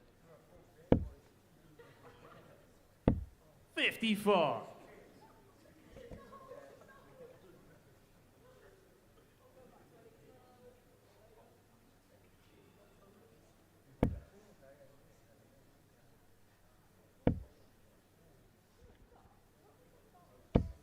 60. Packed crowd in Portsmouth, plenty of familiar faces. Lloyd Walker amongst those in the crowd. We've seen him here at 99. the Super Series in the past. Is it also weirder, particularly when you're in a small environment like this? How do you deal with seeing familiar faces in the crowd? Can that help you, or can that actually be a little bit intimidating? I think it helps me, but everyone's different. 96. So it helps me definitely if you've got that one person that can focus on and they can give you a look or a nod, and it kind of cheers you up a bit. I tend not to look at the crowd. 97. I don't really know why that is, but it's just something I always come back and try and focus on the floor. Lipscombe, who trailed 3-0, has got an opportunity here to get a break back and to return it 2-3-2. 100. Bialecki hot on his tail. There's Lloyd cheering on Adam Lipscombe. And he'll be hoping to cheer this tops in. Taken beautifully. And Adam Lipscombe's back in this contest. And by the cheer of the crowd, you can hear that the hometown favourite has got his tail up. Adam to throw first. Game on. He's turned a 3-0 deficit back down to 3-2, and he has the darts here to take us all the way. 140. It took him a few lays to get going, but it feels like Adam Lipscombe here has really found his mojo. When Adam gets in this type of mood, it's hard to stop him, speaking from first-hand 6. experience. Comes across as a real confidence player, does Adam? Yeah, he definitely has. 6. And because he's in that obviously winning mood, playing so well Thursday and Friday, there's not a lot that will stop him, hopefully, this week. For Seb, he's not one that will get bogged down by scenarios going against him, but even somebody who's got the type of ice that runs through his veins will be slightly concerned at this present moment in time, because this game is sliding doors. Bialecki's on the back foot, and Lipscombe is playing his best darts when it matters the most. His average now above that of Sebastian for the first time in this contest, and has got time on his hands from here to take us all the way. Didn't have to go for the bullseye, sensibly sets up, and sets up tops after 12. A nervous look from Lana there as Adam leaves tops to hopefully take this to a deciding leg. 77. And it's Adam, the you partners require and the friends that feel it worse than those up there, because they have no control of the situation. But Adam Lipscombe now may feel like he's got control of this match. He was 3-0 behind. 7 from final leg. It's Sebastian. But have a look at that. A first. couple of 15 darters and a 13 darter has seen the baby boy come back from 3-0 down to force a last leg decider. Bialecki does have the insurance policy of having the darts in the final leg.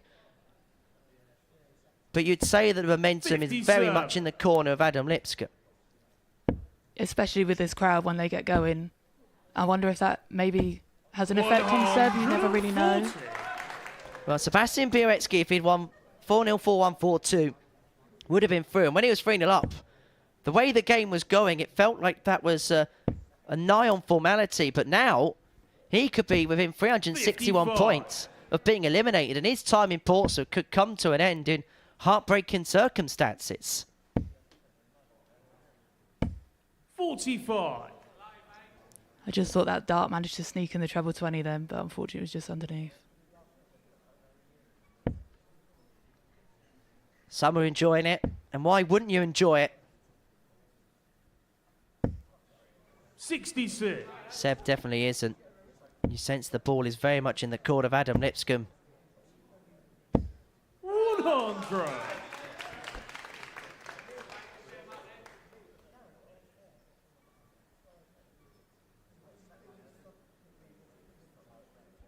Seb, he may have to lick his wounds and think what might have been his global championship campaign. Looks like it's on the cusp of coming to an end. Needs a treble with the last dart, unable to find it. And so Lipscombe, 6 darts from 216 to progress through to next Sunday's grand finals. And if that's the case, I think you're going to struggle to get a ticket from around here.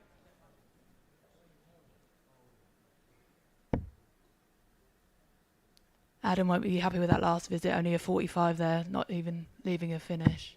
Good punishment by Seb. When he stepped in, just when it looked like the game was up for Seb He's now the favourite to win it again. How this last leg has swung back and forth and how it could swing again. Lipscombe's left himself on a double.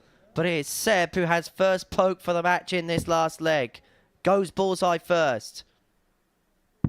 He has guaranteed himself a match start at the bull.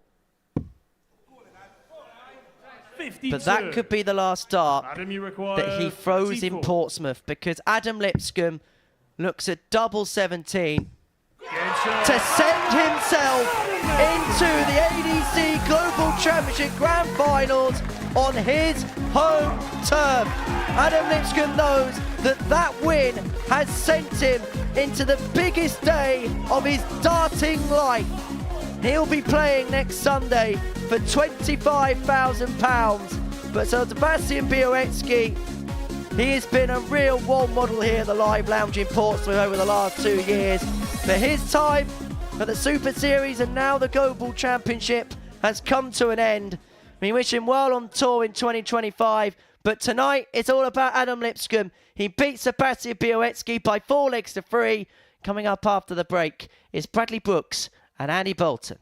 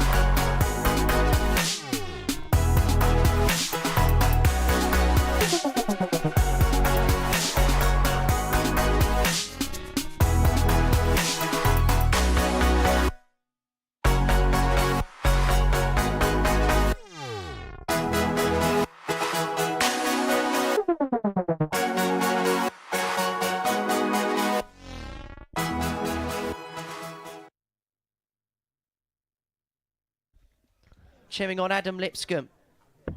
And he'll be hoping to cheer this tops in.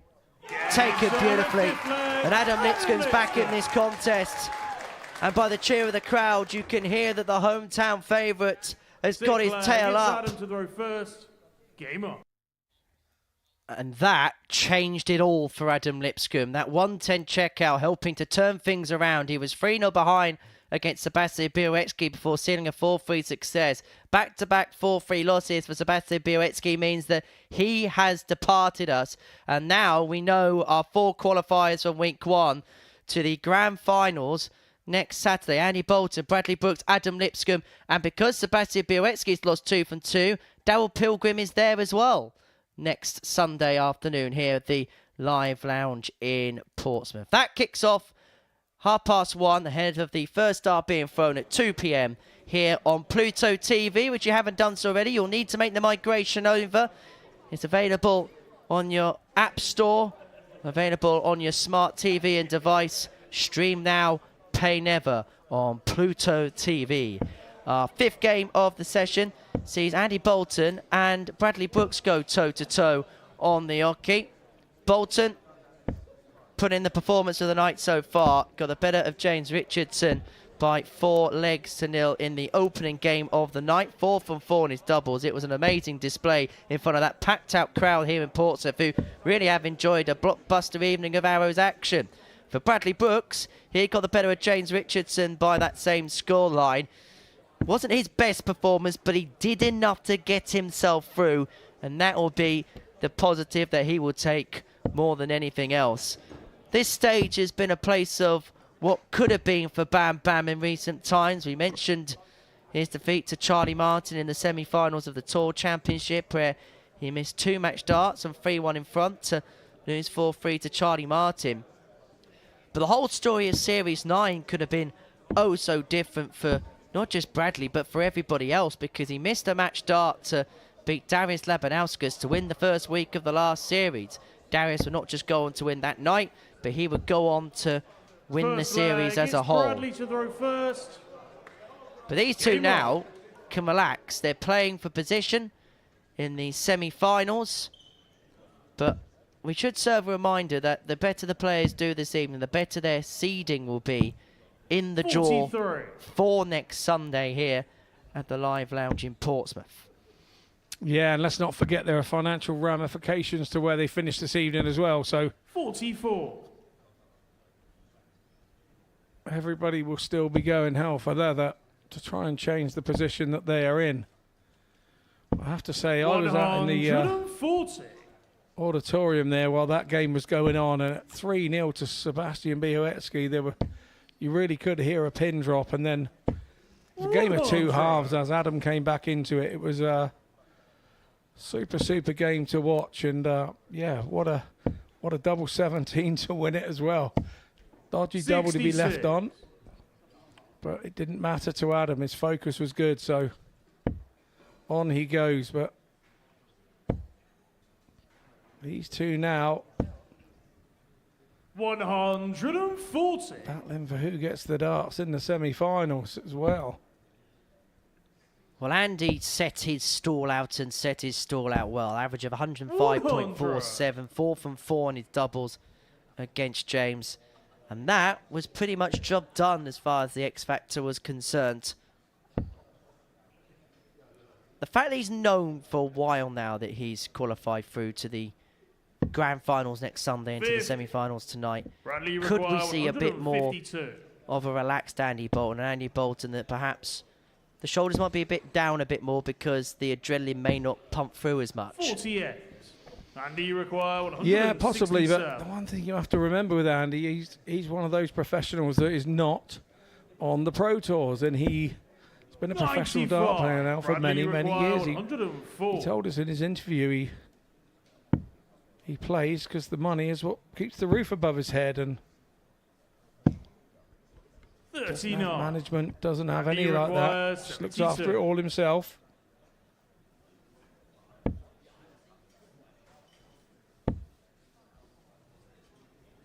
Has a missed a dart and a double this evening, and that's now 5 from 5 on this Saturday evening for Andy Bolton. And it's felt like at no point this week he's missed that double 16. That's how prolific he's been on that particular target. Yeah, our co-commentator Gemma Hayter spotted it early doors this evening before a dart was thrown, and she's been absolutely right. Unfortunately for her, she's been stood behind it while it's been going on in Group A for the first part of the week.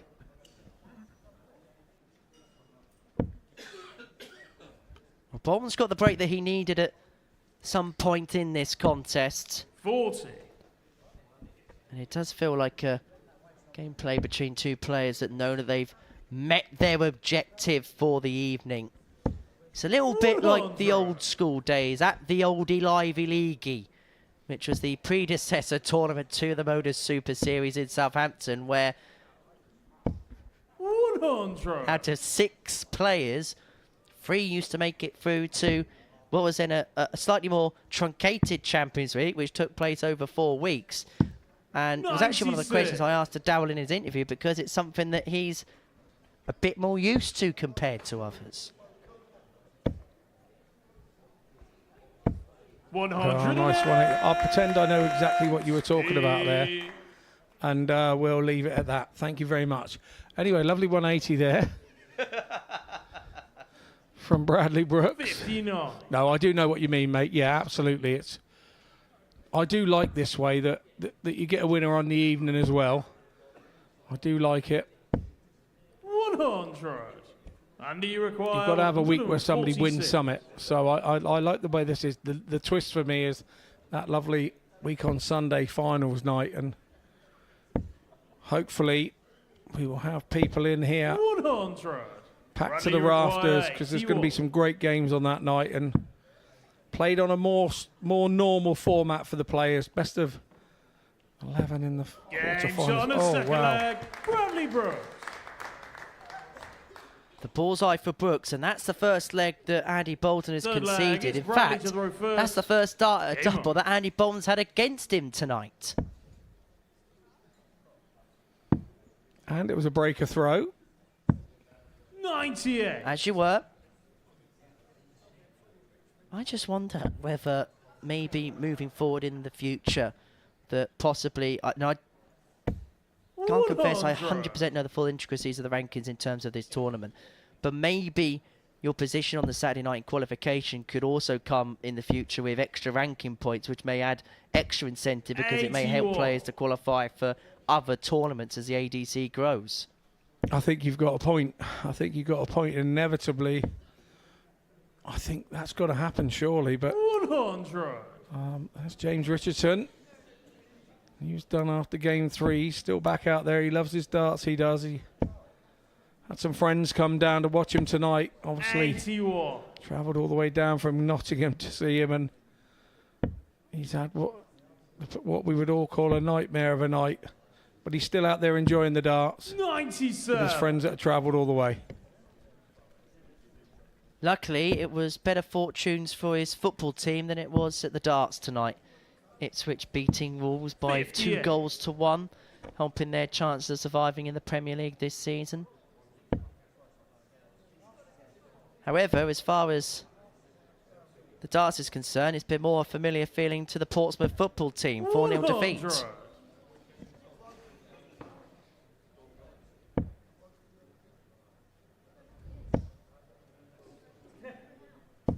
100. Brooks here beginning to grow into the game after what was a very lacklustre start. However, if Bolton finds a treble with dart 1 or dart 2, you expect him to win the leg. Hasn't missed a dart at a double. He may face a couple against him here from Bradley Brooks, who's looking to turn this game around. Was 1-0 down, now looking to go 2-1 up. Game shot on the third Yeah, leg. nice Bradley hold there. Brooks. By Bradley Brooks. So all of a sudden, Fourth 2 leg, legs it's on the Andy trot. to throw first.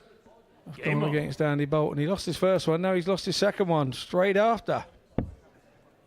And still that trend of no darts being missed at a double in a game involving Andy Bolton this evening 134. continues.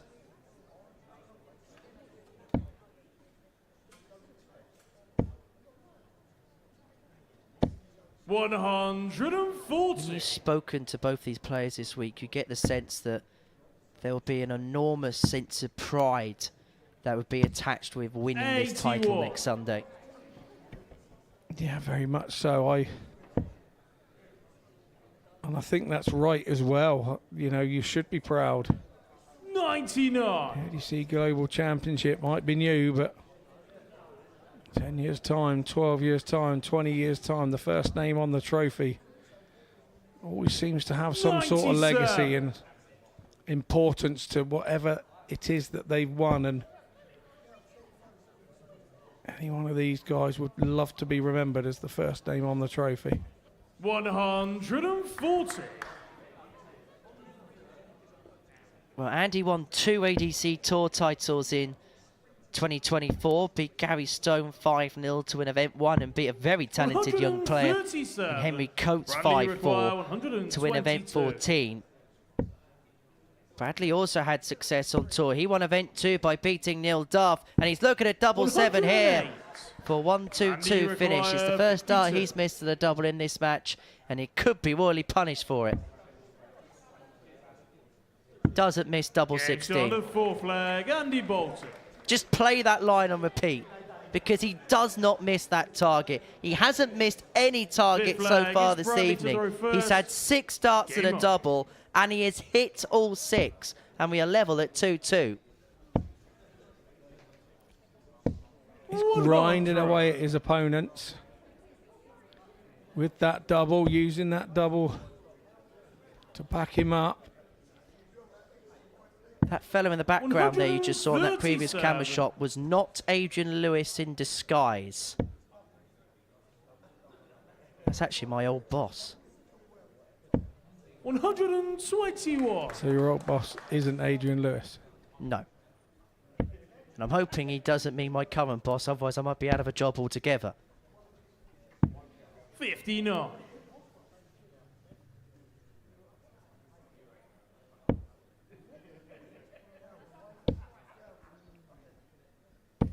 Maximum for Bradley Brooks. Averaging here just over 98. That is second maximum of the game. And he's 100 points away here from re-establishing his lead at 3-2. And he has got plenty of time from this point to do exactly that. As we mentioned before, will do everything in his power to avoid tops if necessary. And that's why he heads down to the 16s to leave himself on double 8 after a dozen. 140. Bradley required 16. 13 darter. Bradley Brooks 3-2 to the good. And here at the Global Championship, it's the former World Youth Champion who's looking to get out of Group 1 with a perfect record.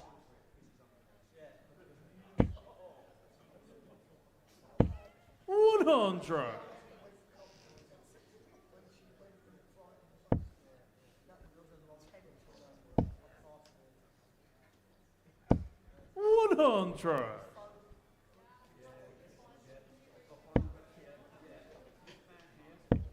The Live Lounge full of excitement on this Saturday night. 100. See, I told you it was full of excitement. Indeed it is. 140. Bradley Brooks hasn't quite turned the throw round here of Andy Bolton. But he's forced Bolton into a situation where he needs a double treble visit, and he duly finds one. Andy Bolton may have put the performance of the night in, but this is the game of the night so far.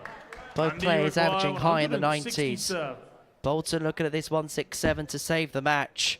777 on the level 19. Bullseye hasn't missed a dart at a double tonight, but he has missed that. And Brooks looking for the fish to win it. Watched on by Thomas Banks. A man who was defeated by Bradley Brooks in Group B. Watching on as Andy Bolton looks at this 25. Looks at double 8. But he hasn't missed on the outer ring. The only dart he's missed at a double this evening has been at the bullseye. 7th and final We go all the way Bradley to throw first. in this high quality contest. Look at those checkout percentages. 75% for the pair of them. 108.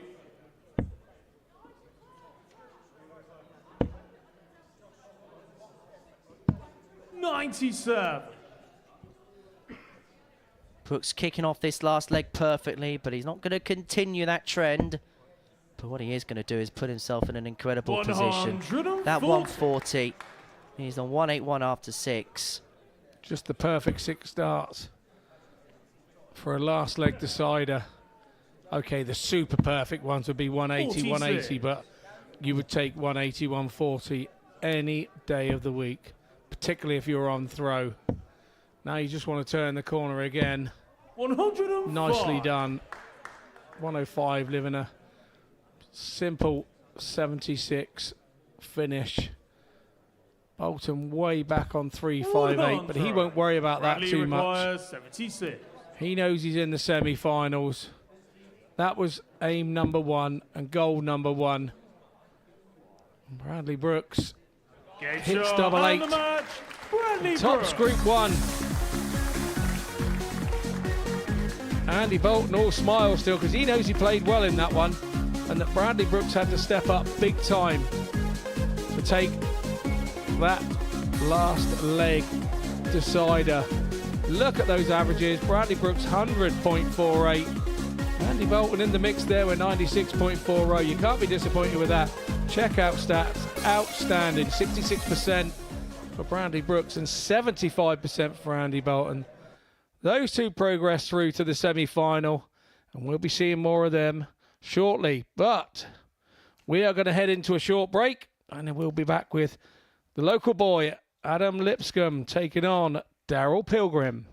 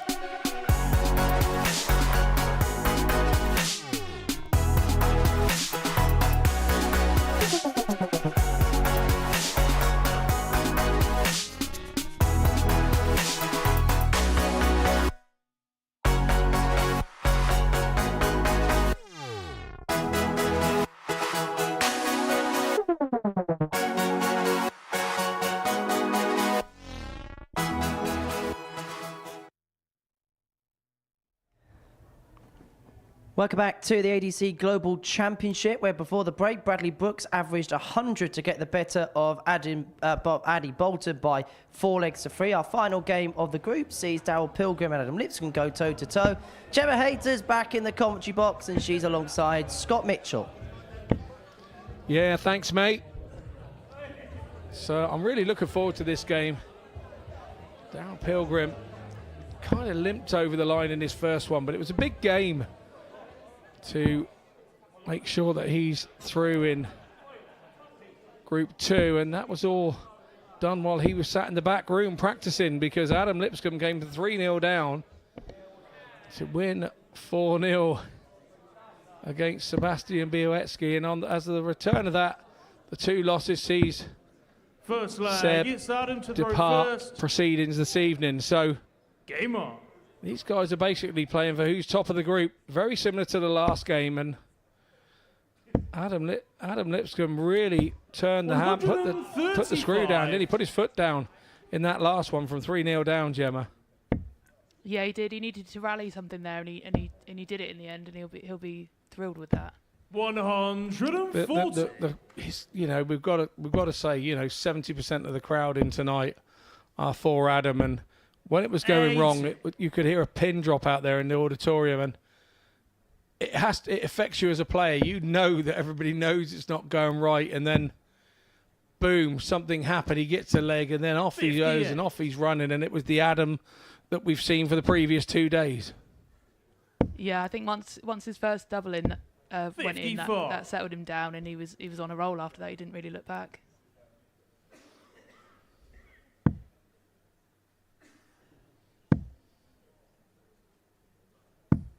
$133.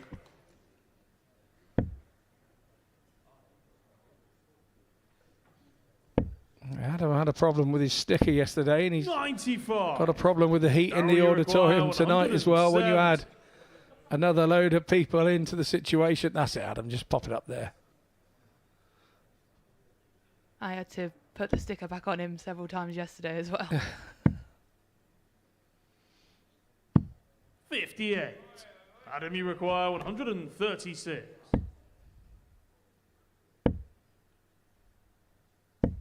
$60. Daryl, you require 112. So 112 here for Pilgrim for a break. Well, that's a safe dart, that's for sure. You've got to go safe. Lead the target open. 32. On the first leg. 112 check for Pilgrim. Second leg, it's Daryl to throw first. Game on. A break of throw there for Daryl as well. He knows the secret here to beating Adam tonight is to keep the crowd quiet. Keep Adam in check. And shots like 112, that's exactly what they do. 100.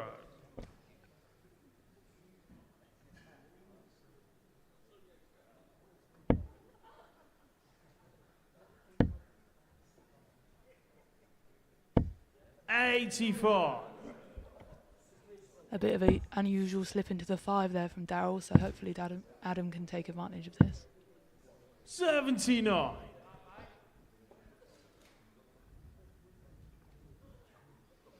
The thing is with Pilgrim, he scores so well. If he has a non-treble visit or a single treble visit, you feel you've got to jump all over that. And there's a certain amount of pressure, isn't there, Gemma? When you know that your opponent hasn't scored, your arm goes a little bit tight and you try that little bit too 59. hard.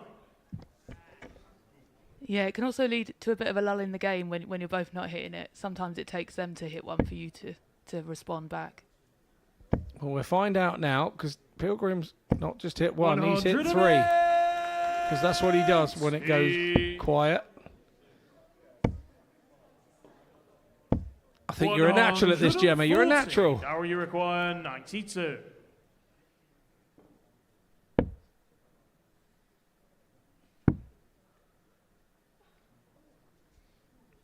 It's got to go right-handed. Try and cut in behind that first dart. Nicely done. So that's a 112 and a 92. 15 dart holder throw, meaning that Lipscombe would have had to have gone out in 12. If this was a tennis match, you'd definitely say it's advantage Pilgrim. Adam has been in this situation before, though, so he knows what he needs to do now. 95.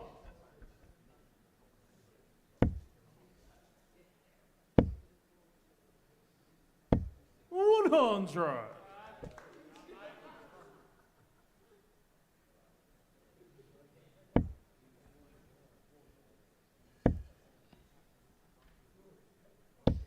$140.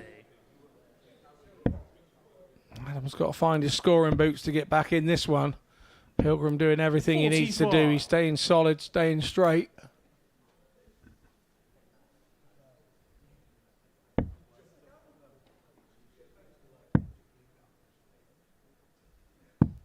$58.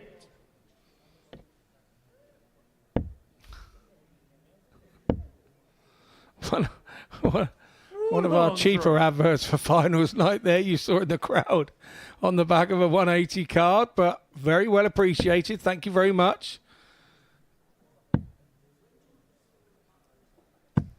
$58. Adam, you require 156.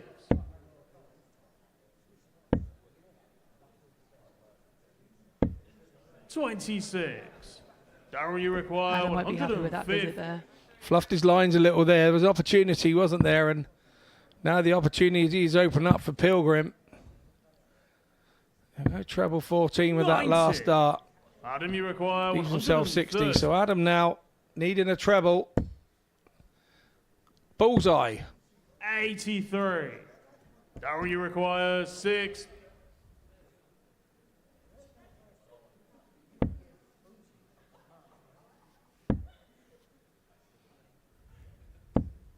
$40. So Adam, that you first one require turned out to be a 47. blocker. It's Lipscombe then. Can he turn the game on its head with this 47? Gets on a third But he's leg. hit it. Adam Whether it Lipscombe. turns the game on its head, we will only take time to tell. You could tell he Fourth wasn't very leg, happy it's with Daryl that to throw first first. start at tops Game there. on. He had a bit of a miles away mouth. And that was all for himself. Not to try and put anybody off. It was just to try and motivate him to refocus. 100.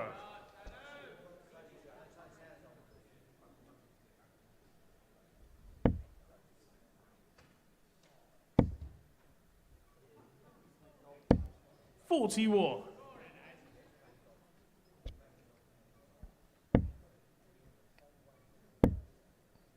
Most other 44. players leave their arm in when they hit a big treble 20, not when they hit a 1. So, yeah. We got an old fellow, he's in his 80s now, still playing league darts with me. And when he hits a 60, he leaves his arm in when he walks to collect it out. Bless him. Good old Gordy Penn. I hope I'm still playing darts when I'm 82. Actually, I hope I'm not. 80. Or I don't know. I haven't decided. Yeah, I hope I am. I couldn't imagine doing a full week here. I'm 31 and struggled with it this week. Oh, no, he didn't want to come and play here for a full week. I can assure you of that. Not at 82 years old. 140. 3 steps of getting coming in the door. I think they get a few people leaving as 54. well.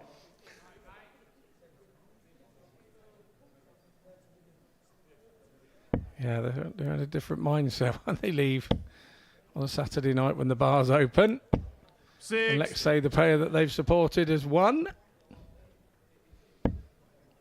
We digress. We'll get back to the game. And 41. Daryl, you require 115. Adam had to come out because hitting another 20 would not have left him a shot. His desired target was 25, but he 99. didn't get that. So now, set on 180, can do nothing but pressure the Pilgrim double. 140.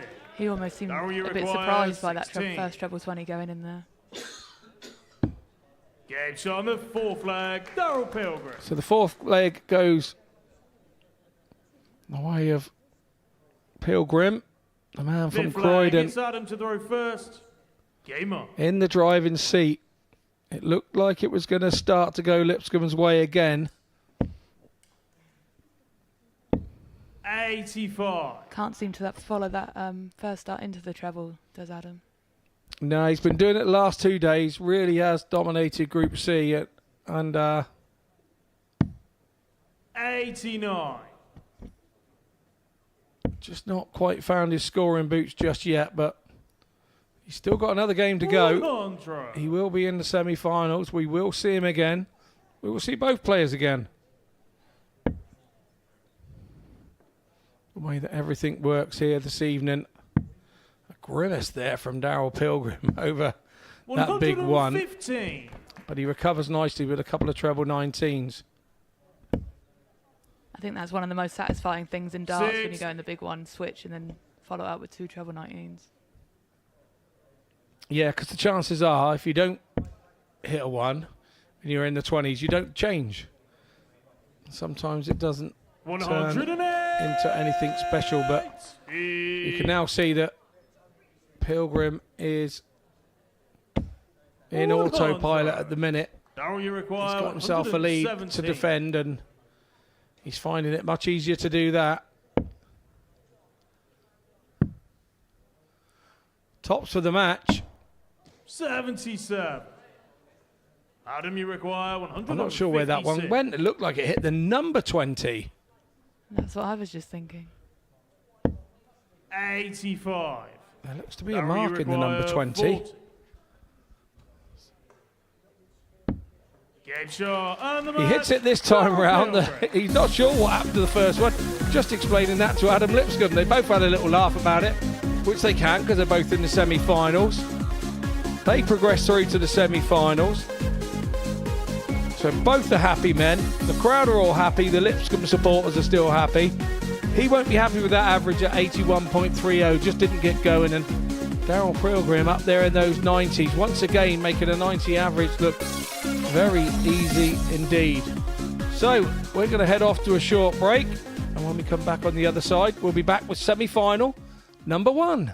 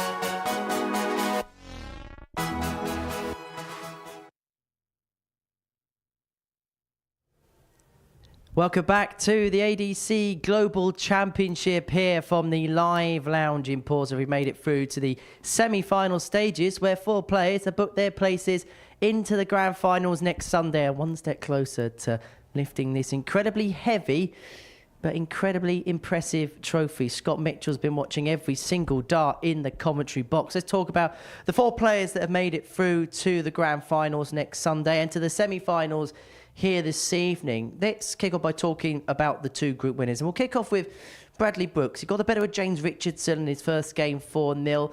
Just did what he had to do in that one. But then against Andy Bolton, averaged a ton after a slow start. A really good performance from Bam Bam.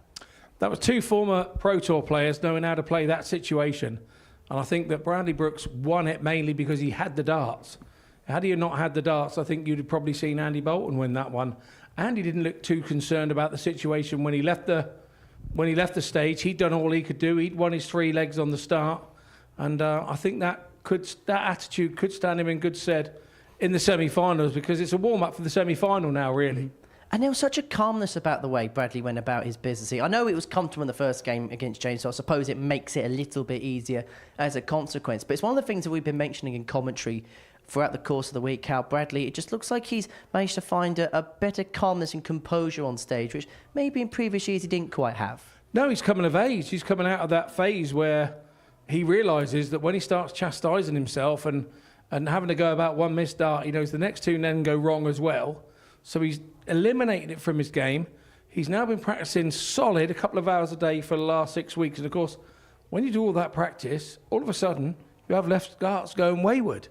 So then there's less to chastise, and so you naturally end up a calmer player.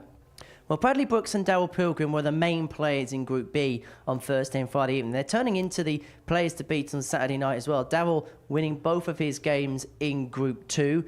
Had to survive a little bit of a scare towards the end in his match against Sebastian Bialecki. Raced into a 3-1 lead, eventually got over the line. But you have to give credit where credit's due, because that could have so badly gone wrong.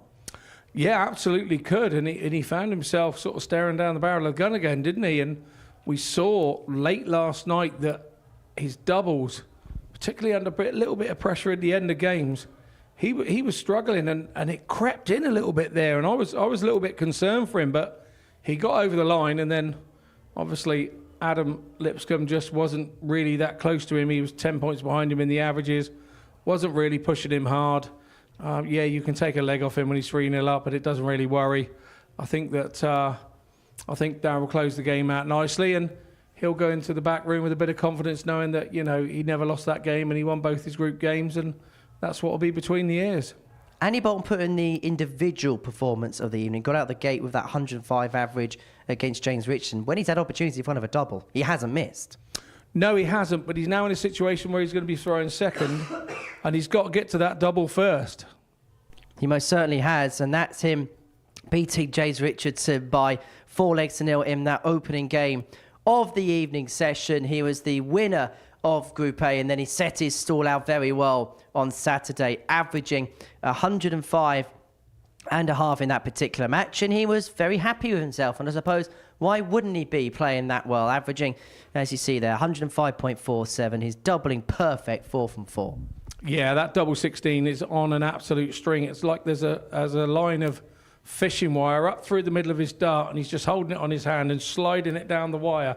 It's going in every time. Double 8 is going in every time. He's going to be heading that direction to be breaking legs, and you know that. You know he's going to be trying to leave 32 as best he can, because he knows he's so sharp on it at the minute. And the other player to make it through, the local boy, Adam Lipscombe. Yeah, absolutely. I fear that maybe if he hadn't have made it, we'd have been a little bit empty for the semi-finals, but he's made it.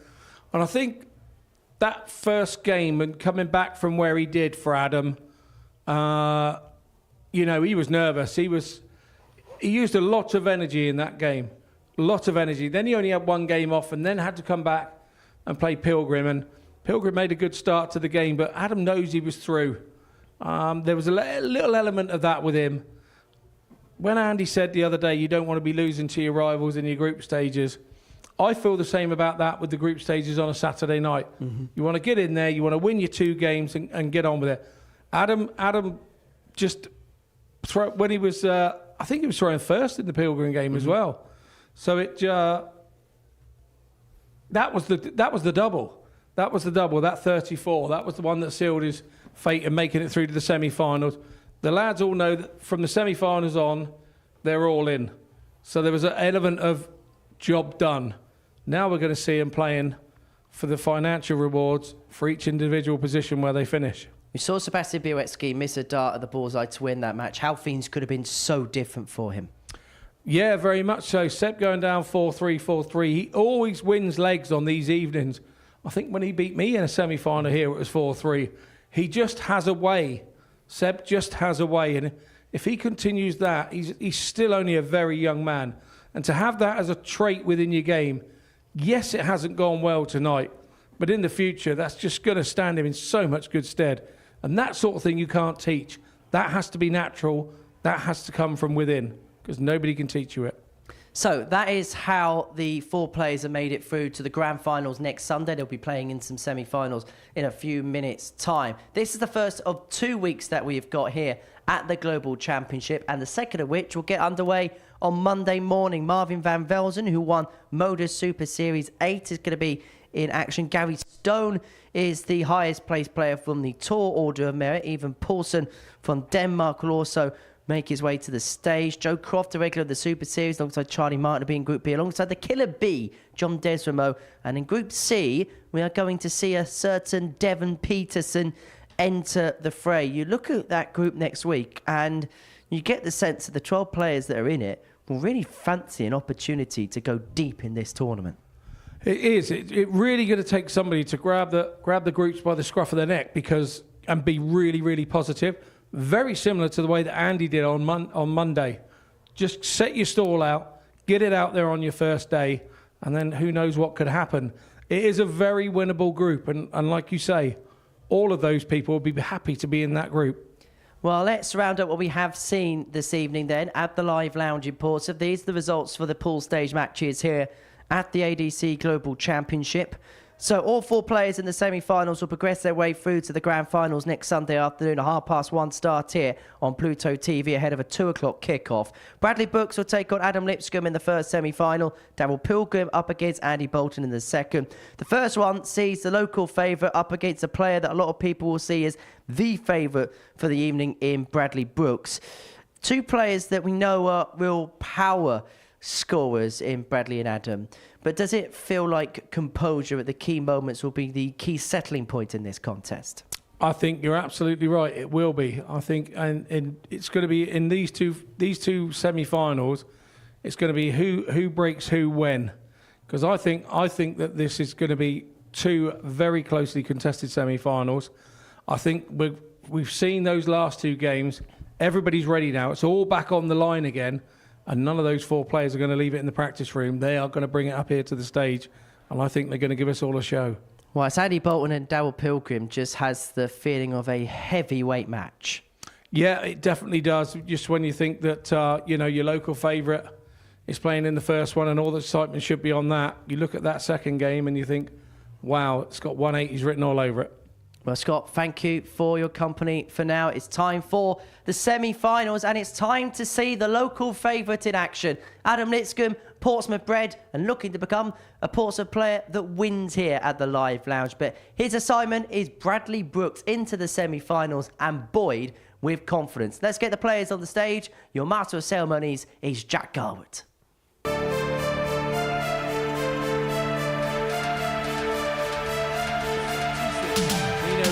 Semi-finals. That was aim number 1, goal number 1. Brooks. It's double 8. Tops Group 1.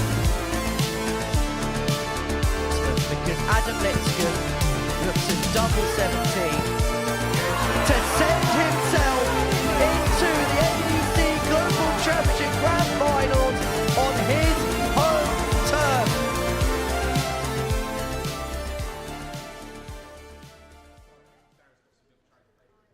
Ladies and gentlemen, welcome back to the Modus Live Lounge here in Portsmouth. It's the ADC Global Championship Week 1, and it's time for our semi-finals live on Pluto TV. Could you please welcome Bradley Brooks and Adam Lipscombe?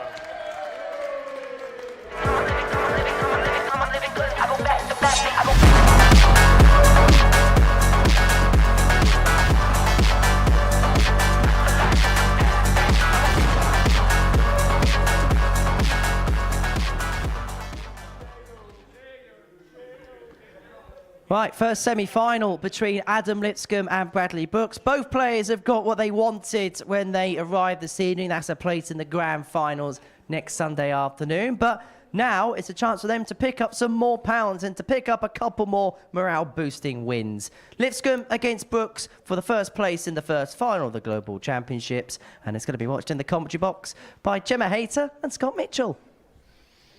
Yeah, thanks, Henry.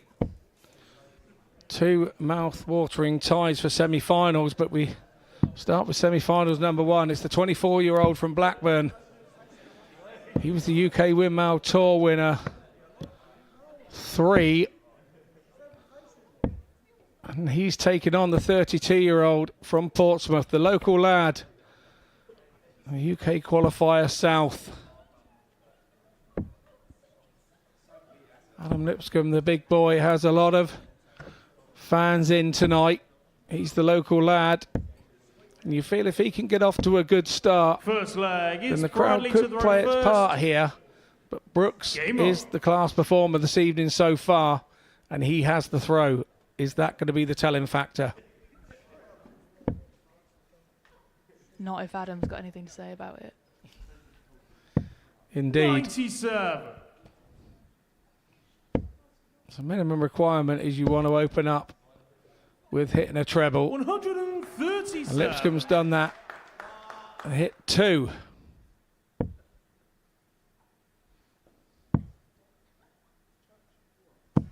$134.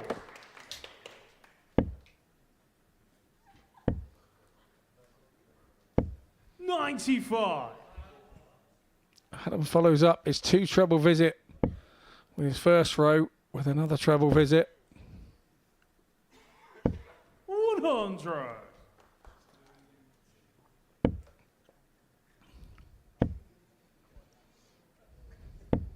I've got experience playing Bradley here with a home crowd advantage, and I don't think he 107. takes much notice of that. So I think he's used to being the underdog with the crowd. He's laying up, I think. No, he's going for it. Nice 170 from him. We've already seen the 170 from Andy Bolton this week. And our departed group player, Sebastian Bialecki, that is our third. What an opening shot for our first semi-final. 170 in the bullseye finish. I thought he was going to lay up.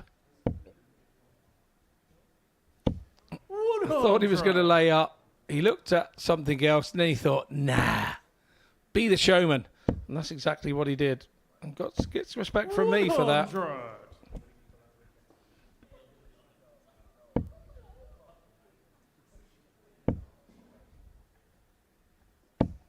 43. Lipscombe hasn't let it get to him. He's opened up with a couple of ton 81. visits. But you have to say Brooks with that 12-dart finish in leg 1 was pretty special and a dream start for the 99. semi-final for him. Hopefully Adam can leave himself on a finish here. He won't like that second dart though. 60. Yeah, had to be careful and be a little bit thoughtful. The bullseye had to come into play.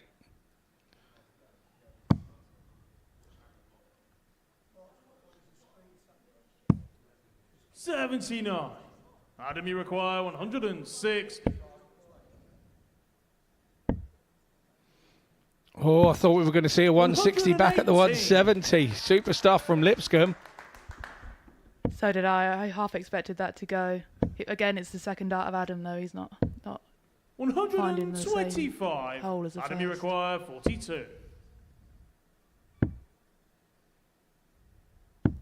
Game shot on the second Stopped leg. there for a Adam split second with the third throw, and I thought, oh, he's overthinking it.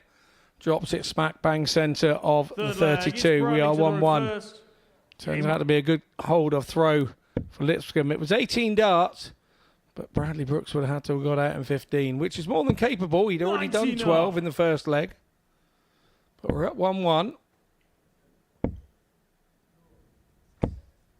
100.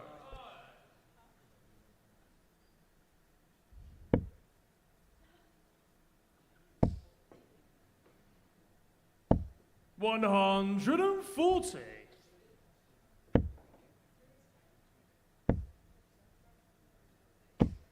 $85.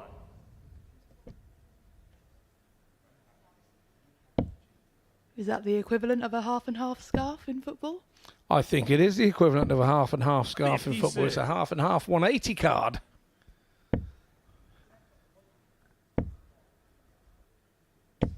$140. Just when it looked like Brooks was starting to go over the hill into the sunset there in this leg. A 140 from Lipscombe reels him back 59. in. Another 140 here would be very handy indeed. That one's gone in at a strange angle, 140. but he manages to get it. 147. Big deflection. He's had a couple of those tonight.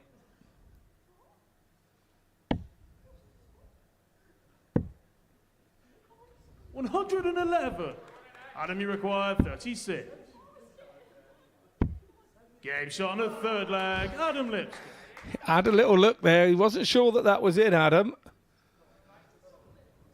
That's Adam's young lady. Fourth leg. It's I Adam must to admit, go I thought that was first. a big 18. I didn't Game realise on. that was in either. I don't know whether it's a camera angle or whether it's the brightness, but yeah, no, it's 95. all everybody wanted. It was in and it is in, and Adam finds a breaker throw. 60. It's all about holding it now.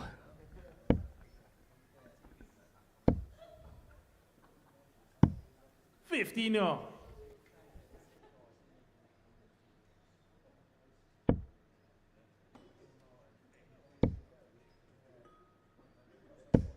$60.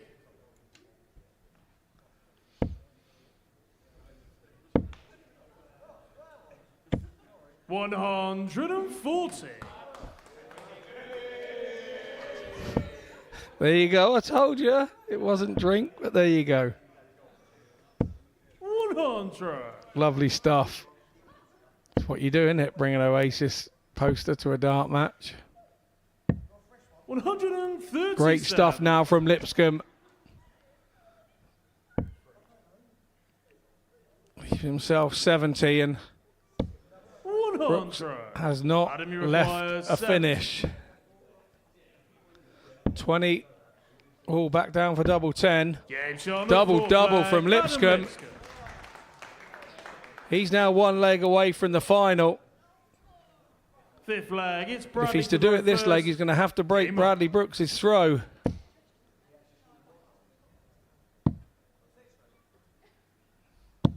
$96.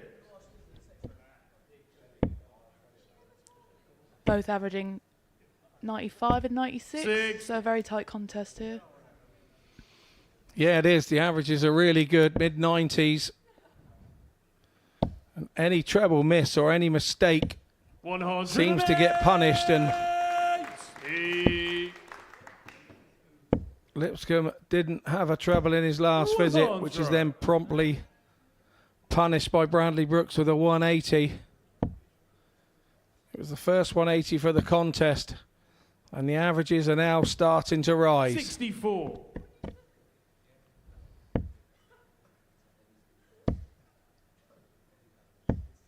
$85. Bradley, you require A 161. slip from Adam with that last dart into the 5. Something that's creeping into his game. He's had a couple of those this evening. 86. Bradley Brooks uses the bullseye well. 100. Bradley Very unusual to requires see Adam 75. not putting another one in after he gets his first into the treble 20 there. I'm not used to seeing that. 35. That might just be when he Adam, plays you me, require though, he puts them both in there. 156. He always puts 2 in there when he's playing you. Another one of those.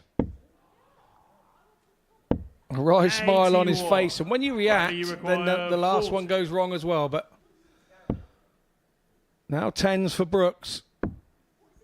He's right on the wire. I hope somebody didn't say something in the crowd there. He stopped for a reason. He was in a real nice flow there. 30. That is so unlucky. Adam, you require 75. Double 12 for Lipscombe. Double 6 now. And a Get monumentous your win Adam Lips. for the big baby. The fans will be happy. The local boy has done it.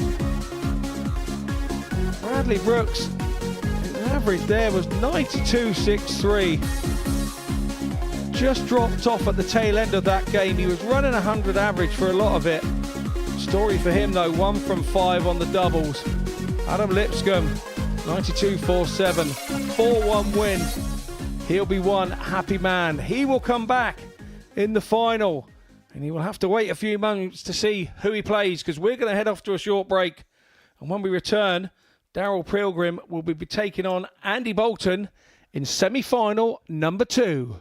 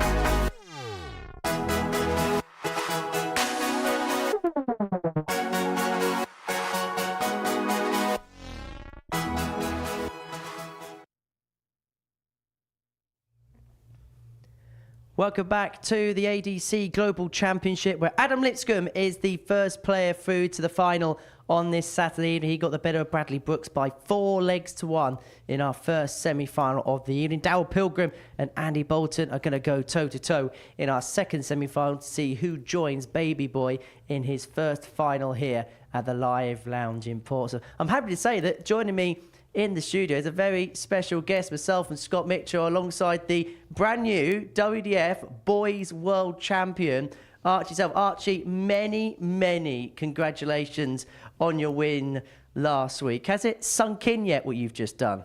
It sunk in when I got home, to be fair.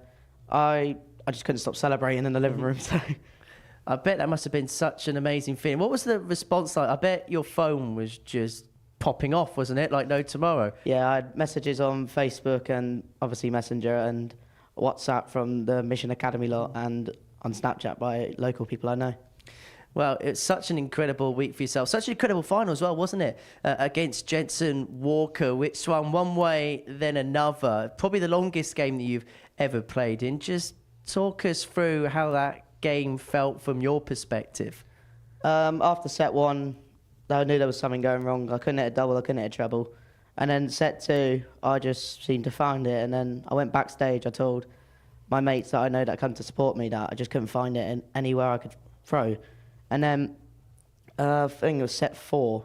When he took a 1-3-1, I was thinking, I've lost this now, because I had a good leg as well to be on 83 after 12, and he takes that 1-3-1. And then the last set, I just didn't feel any nerves. I went straight for it. You were commentating on that final at the Lakeside, Scott. What a showcase, first of all, that was for the youth game, and just everything about it, and what an achievement it was for Archie. Tremendous showcase, because obviously Jensen had been the one that had been winning most of the stuff all year, and he was playing in his last game, so that was a story within itself. Archie kind of picked up on the pressure that Jensen was under, that he was putting himself under. And in that last set, it kind of, you could see that you had got to lift a second win, and things had started going well for you, and you never took your foot off the throttle. You just went for it, and you got what you needed. The crowd were all on your side. It was like the little kid against the big guy. So, and you, obviously being local, there's a certain element that everybody wanted you to win anyway, because you were probably the closest player to the Lakeside. So I've had that, and it's not an easy thing to win. It's okay when you're winning. It's horrible when you're behind, because the room goes quiet, doesn't it? Yeah, it's not a nice feeling to go behind, especially on one of the biggest matches of your life. So absolutely, but yeah, you finished it off, and then that winning dart moment. How does that feel? I can tell you how it feels. It just, your whole body just goes crazy. Inside, you've been trying for however amount of time to hit this double, to win the game, and then you hit it and you just go, I don't believe it. How's that just happened? Is that what happened to you? In my head, it was just like, can't believe you've done it. And then it was just, my whole body was just like, get in there, you've actually done it. Because I had a hard couple of months of darts. Like a lot of people I've played, like Mason Teese and all the hard players I've played against this year, to achieve that goal was brilliant. So what do you do with it now? Now you're the champion. How do you feel about it going forward? You know, everybody now, you've got this little target on your back. You're Archie Self, world champion. So these guys are going to play you slightly differently now. I can assure you of that. And that's going to go on for years and years. Yeah, hopefully my game picks up now after that. So well, it has to, because otherwise they're going to be playing their best game against you now all the time. So you've got to go with it. And I loved it. I embraced it. I just loved the fact that I was the champion. If you do the same, I think your future will be bright and long. And I can imagine now this has set you up so well for the future. I know you're not quite old enough yet to play on stages like this, but is the Super Series something that's on the agenda when the time comes and the time's right? What would you love to go on and achieve now you've picked up this world title? When I turn 16, it is actually a dream to play on the way to Super Series stage, because I want to do what Thomas Banks, Ryan Branley, Daniel Stevenson done, and hopefully try and get tour card and get into the PDC. Well, many congratulations on your win last week. Enjoy celebrating. I'm sure Christmas is going to be a very good one, Archie. Many congratulations, Scott. I shall see you in the commentary box in a few moments' time for our second semi-final, which sees Andy Bolton in action. He takes on Darryl Pilgrim for the right to face Adam Lipscombe in tonight's final.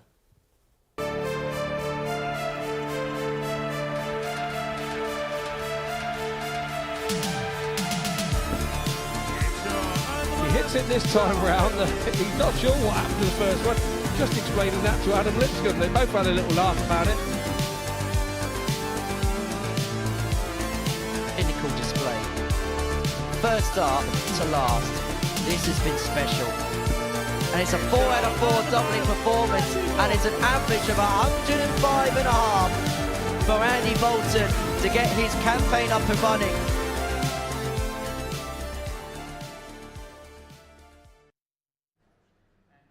Welcome back once again to the Modus Live Lounge here in Portsmouth. It's the ADC Global Championship Week 1, and it's time now for our second semi-final live on Pluto TV.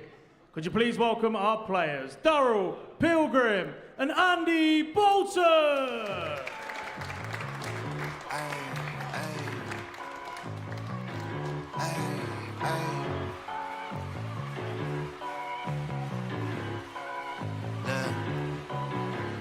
Baby girl love my bop and I like me too. No roof on my top and my babe see through. Hating on the pen, don't stop, they ain't gon' feed you. Well, Adam Lipscombe has already secured his place into the final of the first week of the ADC Global Championship, and this match is for the right to see who joins him. Andy Bolton and Darryl Pilgrim have both been table toppers this week. Bolton, the winner of Group A. Pilgrim was the winner of Group B. They lock horns for the first time at this Global Championship, and they lock horns with a final at stake. Mr. P winning both of his matches in the group stages. He won 4-3 in his opening match against Sebastian Bialecki and then blew away Adam Lipscombe in his second, whereas it was the reverse for Andy Bolton. He got out the tracks flying, averaging 105.5 in a 4-0 success against James Richardson, before then going on the reverse of the scoreline against Bradley Brooks, losing 4-3 to Bam Bam, who averaged in excess of a ton against him. But Brooks is out, losing out to Adam Lipscombe, the local player, the Portsmouth player, into the final on his home turf. Bolton against Pilgrim is for the right to face him. The X Factor has been here oh so many times First here leg, at the it's Live Darryl Lounge. first. A winner with 2 weeks. Winner of the Game Tour on. Championship finals here at the same venue last month. Darryl Pilgrim's also tasted success here on a number of occasions. 2 perennial winners going toe-to-toe in our second semi-final of the evening.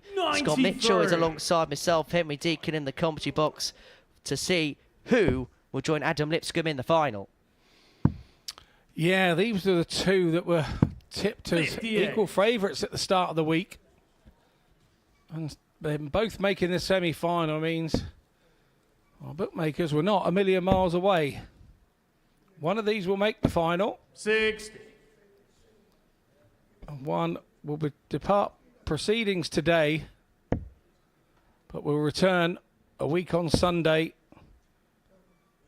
as part of the 8 137. take place for that Global Championship trophy and the £25,000 purse that will go with it. Well, there is that insurance policy attached 84. this time, not like a regulation Super Series week. And if you lose, you go home, your chances come to an end. Both players have achieved what they set out to do at the beginning of the evening. 57. Now Check it's about 95. getting those extra few pounds in the pocket and also upping your seeding. So Adam Lipscombe, as a consequence of winning that semi-final, is guaranteed to be one of the top 4 seeds 100. come next Sunday. The winner will be one of the top 2, depending on average on the week that they played in. And these 2 would have a very strong chance, if they were to win this semi-final and then go on to win the night, to actually be the number 1 seed when it comes to next Sunday. 137. Darryl, you require 124.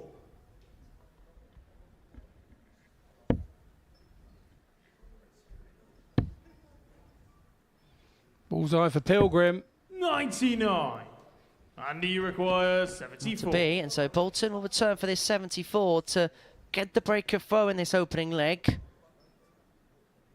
Narrowly misses the 42 to get him back to that double 16. It's now all about tops. 34. Darryl, you require To be this time. 25. It's only the second dart to the double that Andy Bolton's missed all evening. The first at the outer ring. The only other previous miss was at the bullseye. But there's no miss there from Darryl Pilgrim. It takes the opening leg. You can't say it's a semi-final that means nothing to Mr. P, because you could see the snarl on his face as he hit home that double 8. Game on.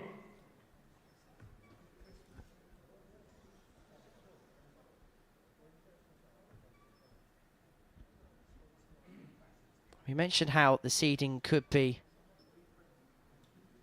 helped by winning this semi-final. Dowell, if he goes on to win the night, I'm going to go as far to say would be pretty much guaranteed the #1 seeding going into next Sunday's finale. Had a running average over the course of his group of 96.04. And when you couple up the performances that he put in this evening, it's not going to be too badly derailed. 100. And I suppose that's the benefit of coming straight into the Group B, is the fact that you've got less games, and so when it comes down to the averages, actually playing the 2-game group may have more benefits than playing the full 5 days. 95. There's a good possibility in that. Just saw Andy pause for the start of that leg. 140. I think there was a bit of... He was unsettled a little bit by something that happened there in the crowd. We are quite a small venue and the crowd are right on top of you. 84. Another bit of uniqueness about what goes on here at the Live Lounge.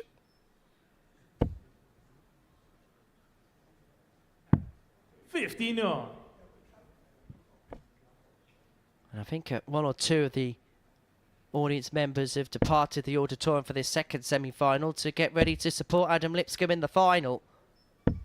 140. And it may not be too long between drinks, because Darryl Pilgrim is really beginning to make a spurt here.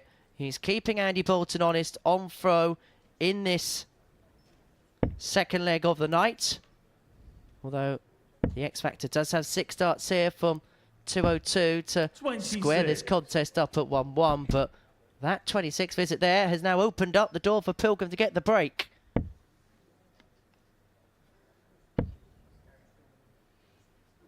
Still looks troubled there, does 64. Bolton.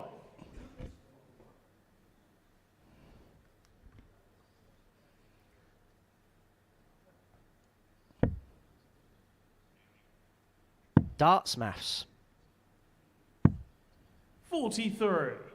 Darryl, you require 100. Pilgrim here looking at 116 to double the lead to 2-0, to put himself halfway towards the final. And he's going to get a dart in his favourite double 18 to do exactly that. Darryl's finishing has been dazzling at times. Partner Vicky looks on. And looks on approvingly. Darryl to throw first. Game on. Ricky Williams there in the crowd. I believe he was running a little tournament up the road earlier today. He's come in and joined the crowd here at the Live Lounge. Always good to see you, Ricky. And we're short of light. We need those teeth. 140. Well, there's the worst bit of advertising you'll ever see, or is it the smartest bit of advertising you'll ever see? Because I haven't paid a penny for that. 57. I think it's the smartest bit. It's up there before we can get anything out. So, yeah, lovely. So does that mean whenever we want to advertise something, we could just say it on commentary from now on, Scott? Has the barometer been laid down? Yeah, we'll just get a load of the 180 cards and just carve them up ourselves and put them in the commentary window here.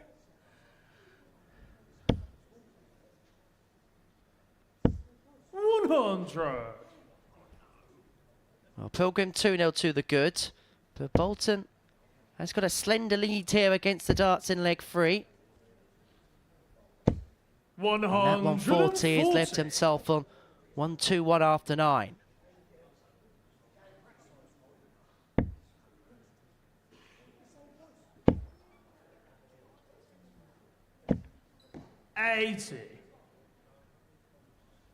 And you require 121. Prior to tonight, Andy Bolton had 8 ton-plus finishes this week.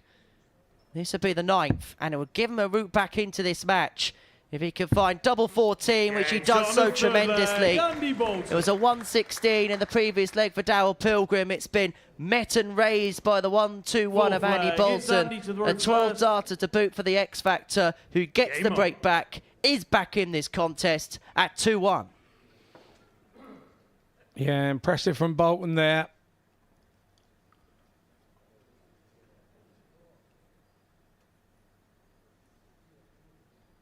And he just pausing once again before throwing first in the leg. We saw it a couple of legs ago. And that first dart is sat perfectly. And I think the big disappointment from Andy's perspective, if he wasn't able to follow it up with more. Do you have any idea about the chill guy meme, Scott? No, I've no idea. 99. Well, you're a man of TikTok these days. I thought you'd know such things. I'm bringing TikTok back as still motion photographs, not videos. 100.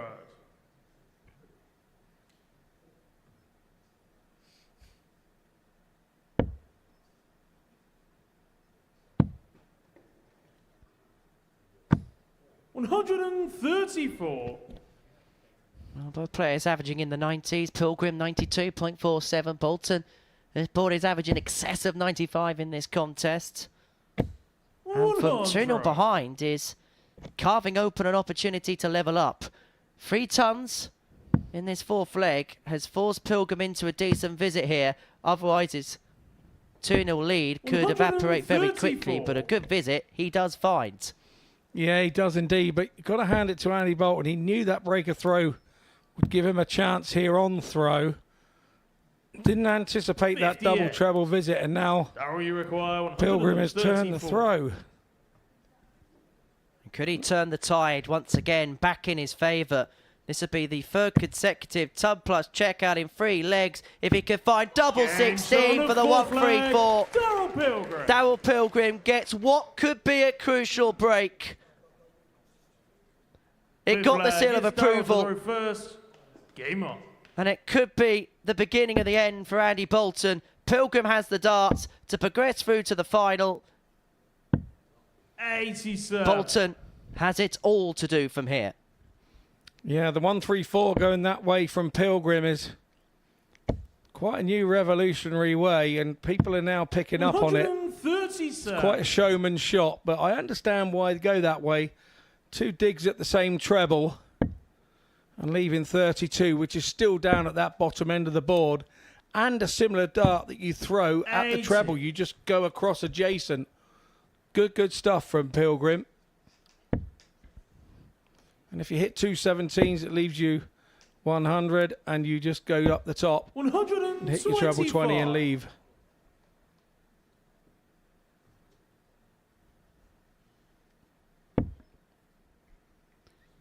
Does feel like Bolton has been left blindsided by those couple of tub plus checkouts from Darryl Pilgrim.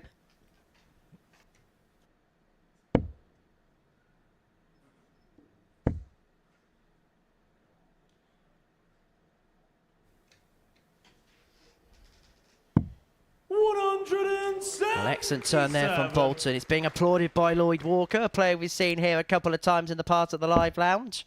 He'll be cheering on Adam Lipscombe in the final. But this semi may still have legs to it. 125. Does leave himself on a finish to Darryl Pilgrim, but it's as big as 164. And this is for a break back. This is for an 11 darter. And he has not missed double 16 at any stage this evening, because Andy Bolton, his perfect streak on that double continues. He breaks Pilgrim back. Andy to throw first. And now the X Factor has the darts to send us all the way. Yeah, he does. And when he launched that dart, as soon as he hit the treble 10 and realised it was just, he launched the dart towards the double 16 nonchalantly because he knows he's just not missing it. Really, really confident. The averages are really good here in semi-final number 2. Pilgrim on a 94. 93. And he's 3-2 up, and Andy Bolton's on a 102.62. So the average is here, not too shabby indeed. I know he beat Sebastian Bialecki, but there is a fear here for Dal Pilgrim that this game could have similar shades to his match against the Pole, where he raced into a 3-1 lead on throw, and if he's not careful, could be pegged back to 3 apiece. 135.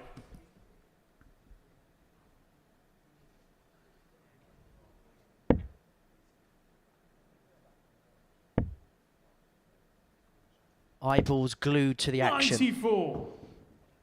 Bolton disappointed that he had 2 digs at the treble 20 with his last 2 darts and didn't hit it with either.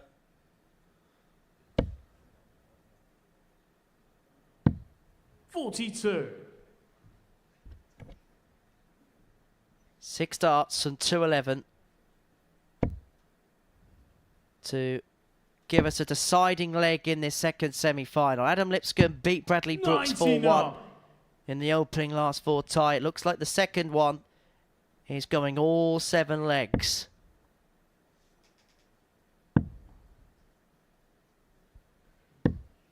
$64. Andy More require clever counting there from Daryl Pilgrim.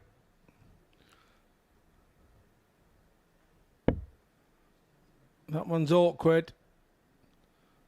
Half a stride across. He's going to try and slide it over the top of that one. 6. Daryl, you require 167. Well, he's disappointed not to win the night, but he will be here next Sunday, Bradley Brooks. He watches on to a crescendo here at the live lounge. And it looks like this particular match is going to get a crescendo. It's hard for those involved to watch. And he has not missed double 16 all evening up until there. But he wasn't going to miss 2 of that target, was he? And we go all the way to a deciding leg in this second semi-final. Daryl Pilgrim had a 3-1 lead. That's been evaporated. We now go all the way to a last leg decider to see who will face Adam Lipscombe in the final. 120. A 2 treble start for Mr. P. Yeah, be slightly disappointed with the last. This is a really tight old semi, this one. Bolton will be looking for another 60.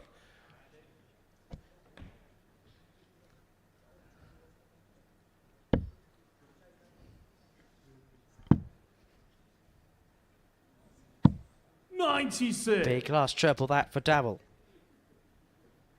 Forcing Bolton here into a 2 treble turn. And the way that first dart's gone in, yes, he has to shuffle across a little bit, but it should be helpful for another to join. And another does join, 140. as you were in this last leg. Pilgrim with a slender advantage because he has the darts. And we still have a close game.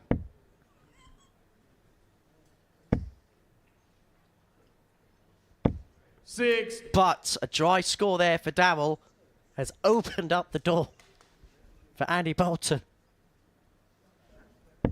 In this last leg, 6 darts from 2-6-1 to join Adam Lipscombe in the final. 140. His second consecutive 140. Leaves himself a 1-2-1 after 9. It's a finish he's already taken out in this contest. And I like his recovery act in the last leg at Sebastian Bialecki. 6. It feels like one game too far this evening for Daryl Pilgrim. Andy Bolton, 121 for his place in the final. He's done it already, but that first dart into treble 5 doesn't allow it, but that treble 18 gets him back to that double 16. So this has to go. Doesn't go this time round, and you can see the grimace on his face. He's across to the 18s, and he knows that Andy Bolton's on double 16. The coat's on. And that's why, because there's 3 certainties in life. Death, taxes, and Andy Bolton hitting double 16. And that's exactly what he's done there to depose of Daryl Pilgrim by 4 legs to 3. The X Factor was 3-1 down in that contest after Daryl Pilgrim reeled off 2 tough plus checkouts. But the resilience of that man should never be questioned. The X Factor showing real grit, desire, determination to turn that game around. In the end, an average just below the ton mark, 99.72. 4 from 6 when it came to his finishing. He's beaten Daryl Pilgrim by 4 legs to 3 in our second semi-final. And so it's Bolton against Lipscombe for the first ever Global Championship title, the first weekly title ahead of next Sunday's showpiece finale. Myself, Scott Mitchell and Gemma Hayter will look ahead to the final in the studio on the other side of this short break.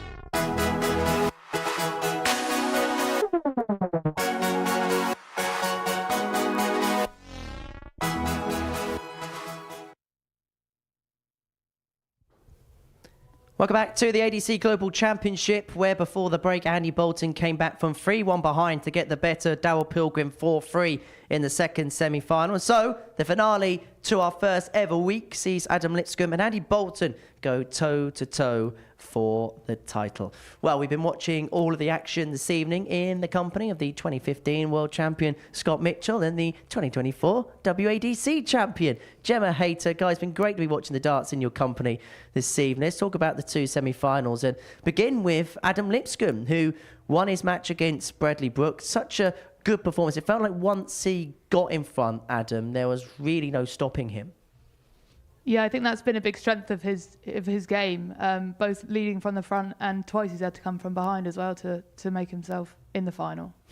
Front running quite well, but Bradley was always asking questions of Adam in that first semi-final. Nothing really came easy despite the scoreline. No, he definitely had to dig in there and obviously get himself in front, and he did really well to stay there. And I think that's quite a detriment to Adam now. I think he's on that, you mentioned it the other night, he's on that level now, and I think he's going to stay there. Well, we see that 170 there of Bradley Brooks. That started the game, and unfortunately for Brad, that was kind of as good as it got for him in that first semi-final. However, he's got what he wanted from this evening, and that is a place into the grand finals next Sunday afternoon. So we are going to see an appearance of Bam Bam at the end of 2024, but we're going to see Andy Bolton one more time this evening. He came back from 3-1 behind against Daryl Pilgrim to seal a 4-3 success, showing the resilience that we've come to expect from Andy over the years. Yeah, absolutely. He just knows how to win. It's just that simple. He never gives up. The easiest thing to do, he's watching Pilgrim sort of streak off with it, but he doesn't seem to panic these days. Years ago, he used to panic about things like that. Now he doesn't seem to panic, and he had a breaker throw, and you could see that just lit him like a blue touch paper. He just lit up, and he was going to go from there. Then he got it to 3-2, and it just didn't look like he was ever going to let it go. Pilgrim was then having all sorts of problems. He was then not hitting the treble with the same amount of vigour that he'd had before. Just something kind of went in his throw and between the ears a little bit. Some of the ton plus finishing in that game was absolutely incredible. There was 3 of them in that match. As a player, when you're involved in a match like that, when players continue taking out ton plus shots, does it feel like the first opportunity you're going to get to win a leg, maybe the only one you get? Yeah, of course. I've been on the end of a few of those ton plus finishes this week, and yeah, it definitely knocks you a bit, especially when you feel like you've been right there, and then they kind of just snatch that chance away from you. Well, this was the 1-3-4 to make it 3-1 to Down, and it felt like from this point onwards, Scott, he got the break, he was thrown for the match, he was playing superbly. It felt like there was only one winner at this point. Yeah, well, he'd put Andy's fire out, because Andy had broke the throw to come back, and then you think, well, he's going to hold the throw and make it 2-2. But that was a super shot, the two treble 17s and the 32. And you think that Pilgrim's going to go on. Maybe he got himself a couple of legs in front. Maybe that changed things a little bit. And maybe he thought he could defend a little bit. But you can't do that with Andy Bolton. You've got to keep going and keep the pedal to the metal. And Andy, as we saw, he loves the last leg decider. He lost one earlier in the evening when he didn't have the darts. And he rectified that in that one when he also didn't have the darts. It's never over until it's over, is it, with Andy Bolton? No, and I think that's been the big change in his game in the last 3 or 4 months. He again, is like I say, we had him in here on Wednesday evening and said he's a pro player. He practices, he does everything that a pro player does. He's just not on the pro tour, and you can't blame him. He's picking up bits of money in here, there, and everywhere to keep him as a pro player, and he's more proud of that than anything he ever wins. Well, he won the ADC Tour Finals back in November. He's looking for a double dip in terms of ADC titles at the end of 2024. You won the WADC Tour Tournament. When you won that, did you feel like that was a big springboard to the end of the season? How do you think Andy's going to feel right now? Absolutely. There's nothing that brings more confidence than winning, as everyone knows. And for him there's a few players here that played in that. So he may feel that he had the edge over people like Bradley that had played in it. So, yeah, definitely. Does it also feel relevant, the fact that he won it in this room, the fact that he's won in this building recently? Yeah, I think having that familiarity. Yeah, with the setting and the stage, and obviously the crowd being here on a Saturday night, I think that makes you 100% more comfortable. And I think that's just credit to the way that Live Lounge has been built. It's been built for dart players to play their best darts. And when you have good memories of places where you play your best darts, you always want to go back there. You always look forward to going back there and playing. And Andy has definitely got that feeling about this place. Well, he won the first ever Tour Championship for the ADC in the men's division. And you could tell the overriding pride that he had in terms of winning that title. There was another juicy wiggle there for us. However, I'm not sure he's going to be able to do that if he lifts that title next Sunday, because as heavy as the trophy was for the Tour Championship final, that is heavy. We lifted it the other night, didn't we, to do another piece of record. That's a heavy trophy, but it's a trophy that means so much. Yeah, very much so, but don't you worry. He'll find the energy. If he wins it, he'll find the energy, lift that above his head. Don't you worry about that. The adrenaline will kick in, and he'll be fine with it. He looks a good prospect for it at the moment. I know he would like to go in having won this. So this will now be the next thing on his mind. There's obviously the financial ramifications of winning this tonight. He'll be a few quid better off. So he'll be concentrating on this now. He won't be looking that far ahead just yet. And of course, by winning the final, whoever wins this particular match is going to have a higher seeding when it comes to next week's action. And I suppose the higher the seed you are, maybe not easy to draw, because that may be a disrespectful thing to say to everybody in the competition, but I suppose you'll just feel better about things, just particularly being the number 1 seed. Yeah, it can help.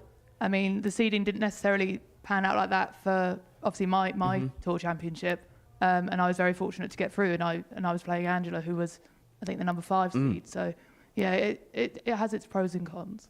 Just like everything in life. Hey, right, let's have a look at next week and see the players that are going to be in action in the second week of action at the ADC Global Championship.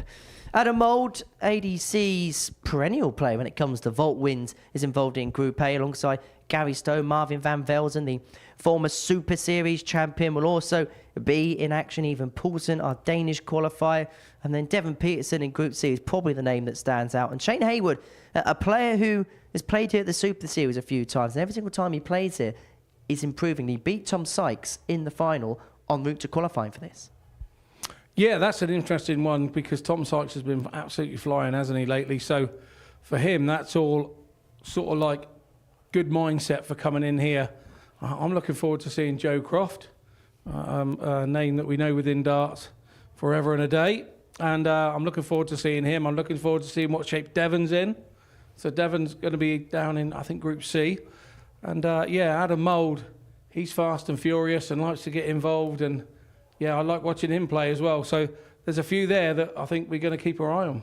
And a lot of international qualifiers in there. James Bailey's making the trip over from Australia. And I suppose for those that really are making the trip and travelling the long miles to be here, they're going to be hoping it's a journey that's worthwhile.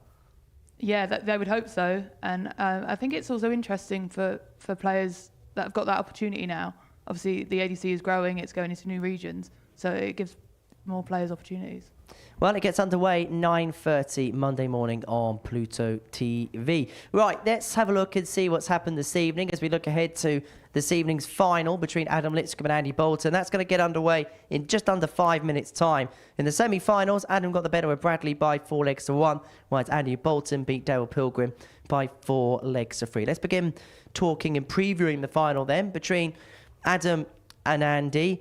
For Adam, it's first time playing in a final in a singles capacity here on the live lounge stage. How much do you think he's going to be looking forward to and embracing it? I think he'll be, like I say, buzzing for him, which is his own words. And yeah, he'll be thrilled to be in this situation, and he'll want to go all the way now. That's just his mindset. Other side of the coin, Andy Bolton's been here, done it so many times before.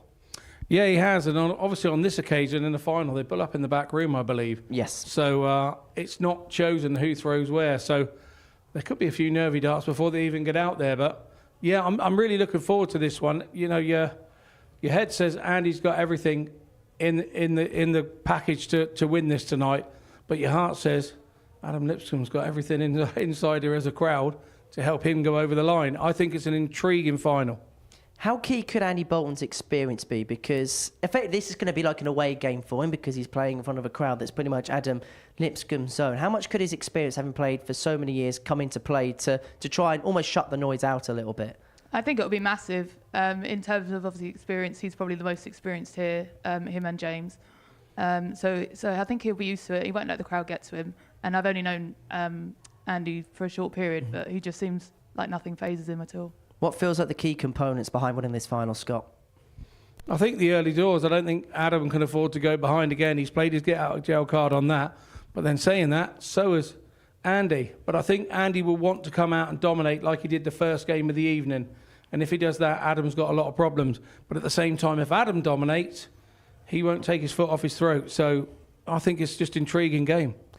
Just quickly, before we get the final underway, based on the way that both players have played this evening, who would you have as the maybe marginal favourite to go on and win it?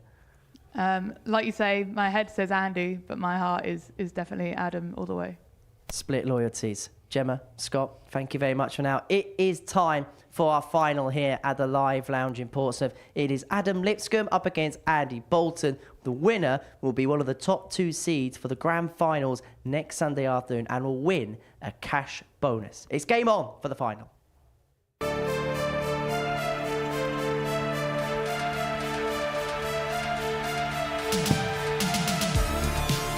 Double 12 for Lipscombe.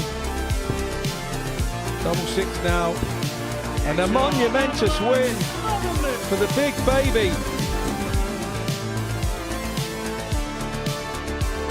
The coat's on. And that's why, because there's three certainties in life: death, taxes, and Andy Bolton hitting double 16. And that's exactly what he's done there.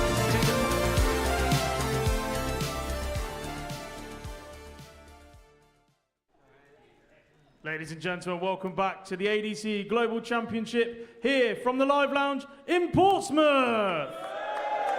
It's time for your Week 1 final, and it's time to meet the players. Could you please welcome first the X Factor, Andy Bolton!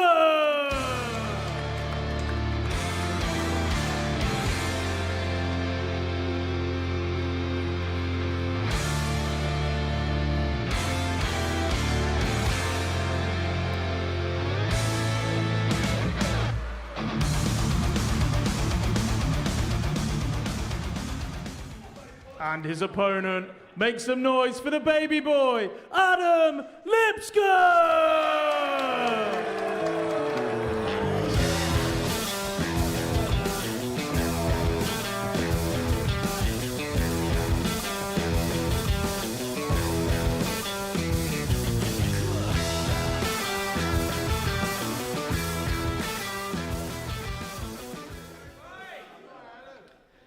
For Adam Lipscombe, it was a moment that he has dreamed of for a long time, playing a final in front of his hometown crowd.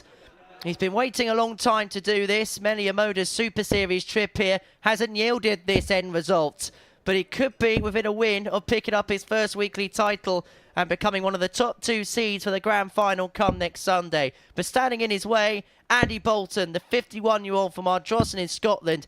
And if you thought he played well in Group A, well, he's brought that X Factor to Saturday night. Across his 3 matches that he's played this evening, he has an average in excess of a ton. He's 11 from 14 on his doubles.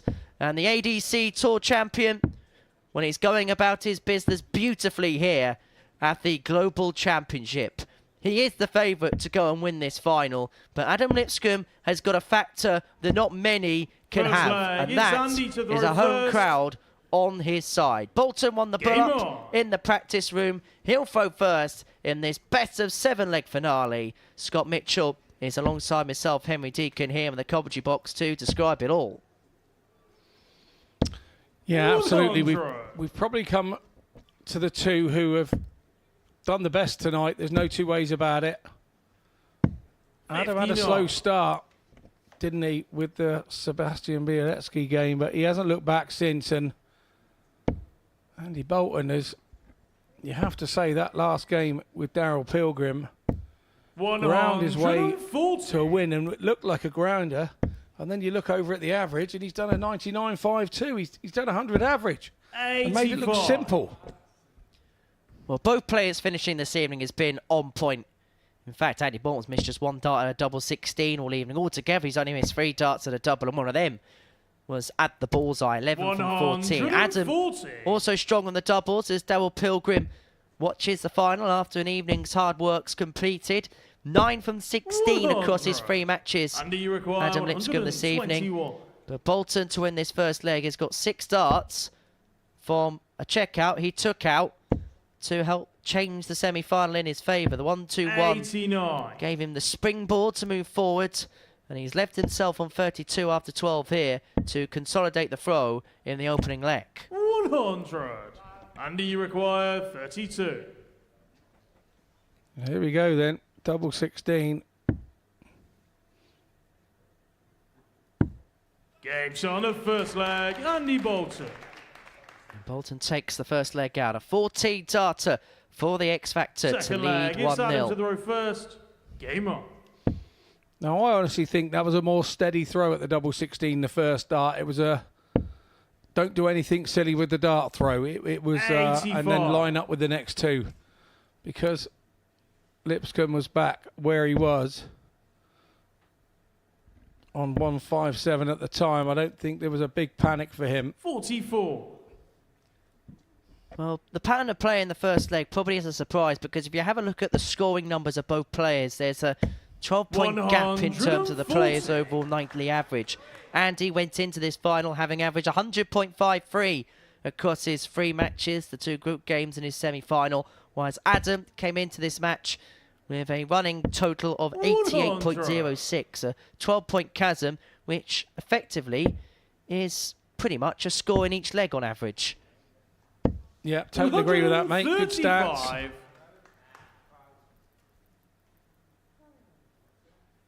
Lipscombe has come charging back here in leg 2, leaving himself on a finish after 9, and because Bolton's all the way back on 3-5-7, forever had a guarantee of at least 6, and may have more than that from this particular point to square up at 1 apiece. 40.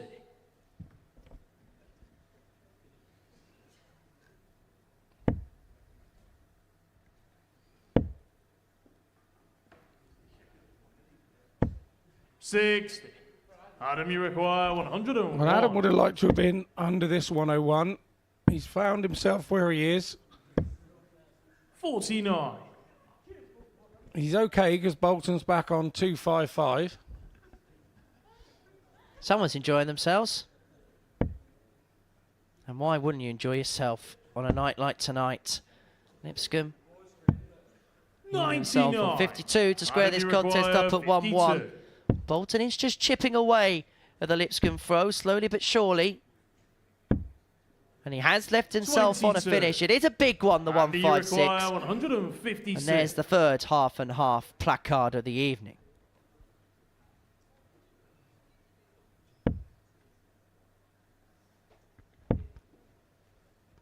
And because of the hit into the double 5, Lipscombe's left himself 30. And Bolton again continues to chip away at Adam Lipscombe in this leg. And if he doesn't take this out, he could have found himself 2-0 down, but that was a clutch last dart in hand into the bottom corner, and level we are at 1-1.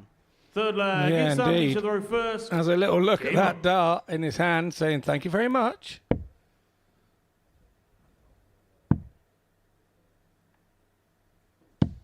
$58. Well, I mentioned the 12-point gap in terms of averages in terms of the evening. There's a 10-point gap in terms of the averages right now in this match. 140.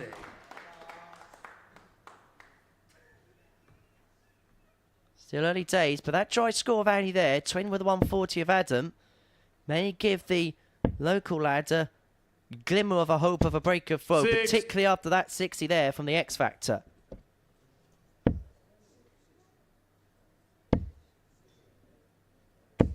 $84. Big last start. Just to keep that advantage against throw.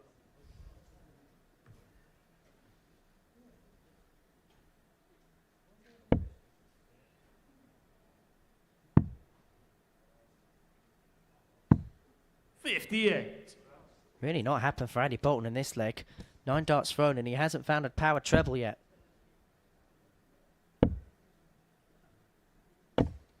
$95. Oh, that one just hung in there, that last one. Clipped the flight. Looked like it was going to the floor, but then sort of bridged itself across and just hung on. 97.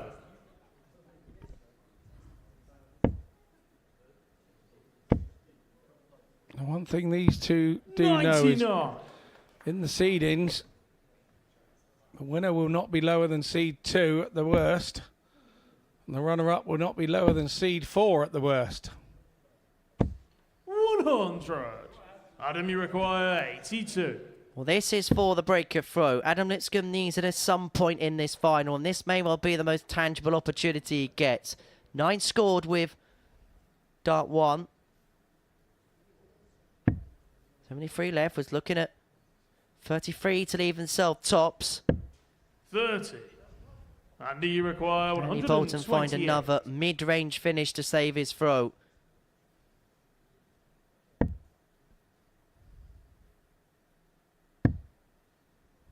Not to be this time. And so Lipscombe is back for 52 to get the break of throw that he needs in this final if he's to go on to win. He gets it there, smack bang in the middle of the tops. There was no mistake about that one. And Lipscombe gets his nose in front. He breaks the throw of Andy Bolton and leads by 2 legs to 1. Game on.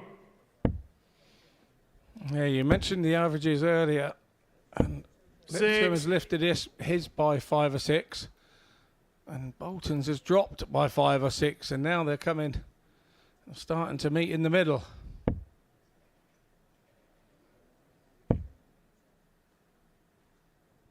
This would mean so much for Adam Lipscombe, and you'd also feel like it'd be a massive weight off the shoulders of the baby boy if he was to go on and win this game. And to win this 54 particular week, it'd be his first weekly title here. And it'll just get the monkey off the back a little bit, and maybe just giving confidence, the fact that he's crossed the line once, that he can do it again. 140. Yeah, it's bigger than that for me. It's winning in your hometown in a venue that's just up the road from where you live. There's nothing better. There really is nothing better. 140.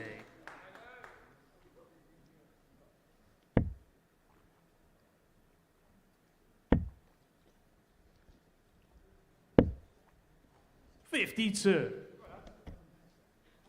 Well, the power scoring for Bolton, it's felt like the last couple of legs has completely and utterly deserted him. 122. And Lipscombe, to his credit, really is beginning to apply tangible pressure. He got the break in the previous leg. He's now left himself on a finish after a dozen to extend his lead to 2. But there was always going to be an Andy Bolton counter-attack. Adam, you require 124. Bullseye. 99. The line was okay. The length was a bit low. 76. Bolton may just get one dart here to square this final up at 2-2. We'll stay there. Double 18. 58. Andy Bolton hasn't missed many Adam, doubles this evening, 25. but that miss may well be catastrophic. Game shot on the 4th leg. Adam Lipscombe. Nicely tidied by Lipscombe there. That is the 5th pair's leg. champ It's Andy from to the Wednesday. reversed. Yeah, from the staff party.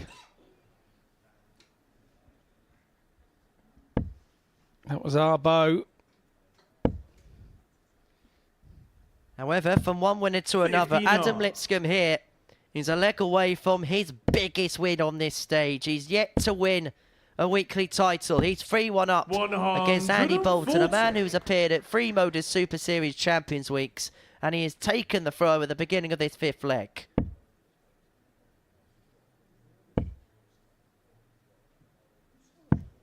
$99.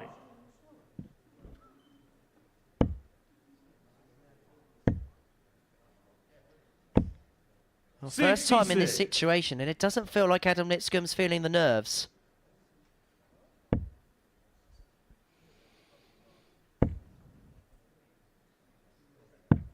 $59.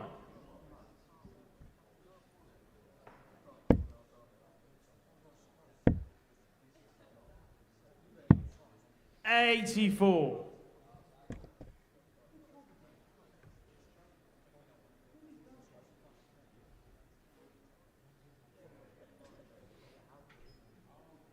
He's just had a lull in proceedings here on the scoring front. 6. So Andy's tried to sort of control himself and go in there and start hitting some trebles. Adam 95. shouting to himself, come on Adam. Finds one with his last dart, and he will be back for 116. And a chance to win 91. this ADC Adam, you Global require Championship 116. Week 1. A tournament on his doorstep. And if he pins this tops, he is a winner on And the home ADC turf. Global Championship Week 1 winner, Adam Lipscombe. It's Portsmouth's Adam Lipscombe. That's the first ever winner of a week at the ADC Global Championship. It's a big moment in Baby Boy's career, but he makes it look like as if it's just another night at the office. He has beaten Andy Bolton, a perennial winner here at the Modus Super Series by 4 legs to 1 in the final.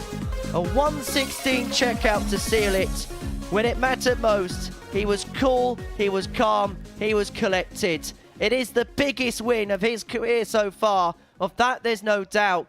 He will go into next Sunday's finale as one of the top 2 seeds. And we're going to hear from the baby boy. Reaction will come from him after this short break.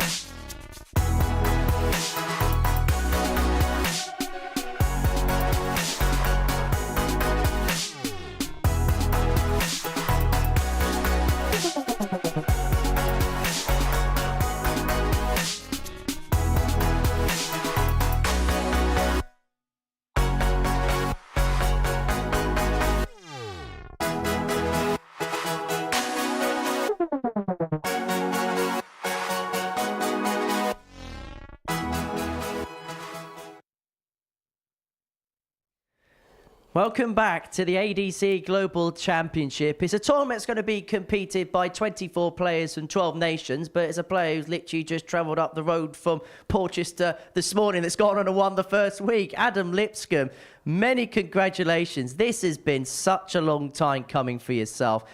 First of all, just sum up how you feel right now. I can't speak. No, I was literally I ain't have the words, mate. No, I don't know. Mad. I literally still trying to get my head around it, if I'm honest. When the double went in, I was like, I think I've won. I don't know, it's weird. You were saying to me and Scott in the advert break that you couldn't feel your legs. They were like jelly towards the end of that particular match. I literally, my knees, I was like, I got no legs. I was like, what's going on here? And then just shaking and everything. I don't know. Must have just a nerve thing. Yeah. How big is this for you? I mean, me and Scott were saying on commentary that this is probably the biggest one? Thing today, yeah, 100%. And it's just absolutely buzzing to be the winner of that week, the players in that week, and to come out on top and win it. Mad. It's literally mad. Well, Scott, you've been watching Adam all evening long. What has he done so right to give himself one of the top 2 seedings now for next Sunday's finale? Well, he nearly gave us all a heart attack against Seb. That first game, how you came back from that, I think once you come back from something like that, it shows that you've got the character for the day, the character for whoever's going to come and play you, and you just feel invincible once you come back from a game like that. Yeah, and it double 17 to win it. Yeah, Lovely. I know, yeah. Well, actually, I'm a bit... Do you know what I mean? I thought I left 24. I walked back, I looked, I was like, oh, I'm wrong, obviously. And then, yeah. Doesn't matter once you hit them when you win them. Yeah. And I think from there you grew in stature. That was the moment you grew in stature. The place was quiet at that point. You then go and win the game. You start coming back in the game. Place starts to come alive, and that seemed to lift you. Yeah, so all week I've been looking at the trophy through the window, and I was like, I see my sister go, you ain't looked. And I looked up, I was like, oh yeah. And then after that, I came back, and she said, when I see her out the back, she's like, I literally pointed up to her, because she said, I didn't see you look at it once. And then, yeah, came back and got the job done. So it's been an inspiration then? 100%, mate. Look at it. It's an inspiration for anyone, isn't it? Like, I don't know. It's a big thing for me, honestly, yeah. Being that it's on your home turf as well. Oh, exactly. Winning anything big on your home turf. It's lovely winning stuff anywhere else and what have you. And 9 times out of 10, you're on your own. You get to celebrate it with your other half or whatever. But to win something on your home turf, that would be pretty special, wouldn't It's just all the people behind me as well, obviously being local, and my boss has like been happy like the amount of time off and stuff, and all my everyone who's been behind me this year. It's just been and then on to next year now. What's changed in 2024 for Adam Lipscombe, do you think? I don't know. Just getting more like growing into it more, if I'm honest, yeah. I want more like now. That's it. And now obviously this is on top of Q School next month. It's give me a massive buzz, like boost. For me, you don't seem to worry about the things that go wrong as much as you used to. You would hit a 45 before and really chastise yourself and then stop yourself for the next throw again.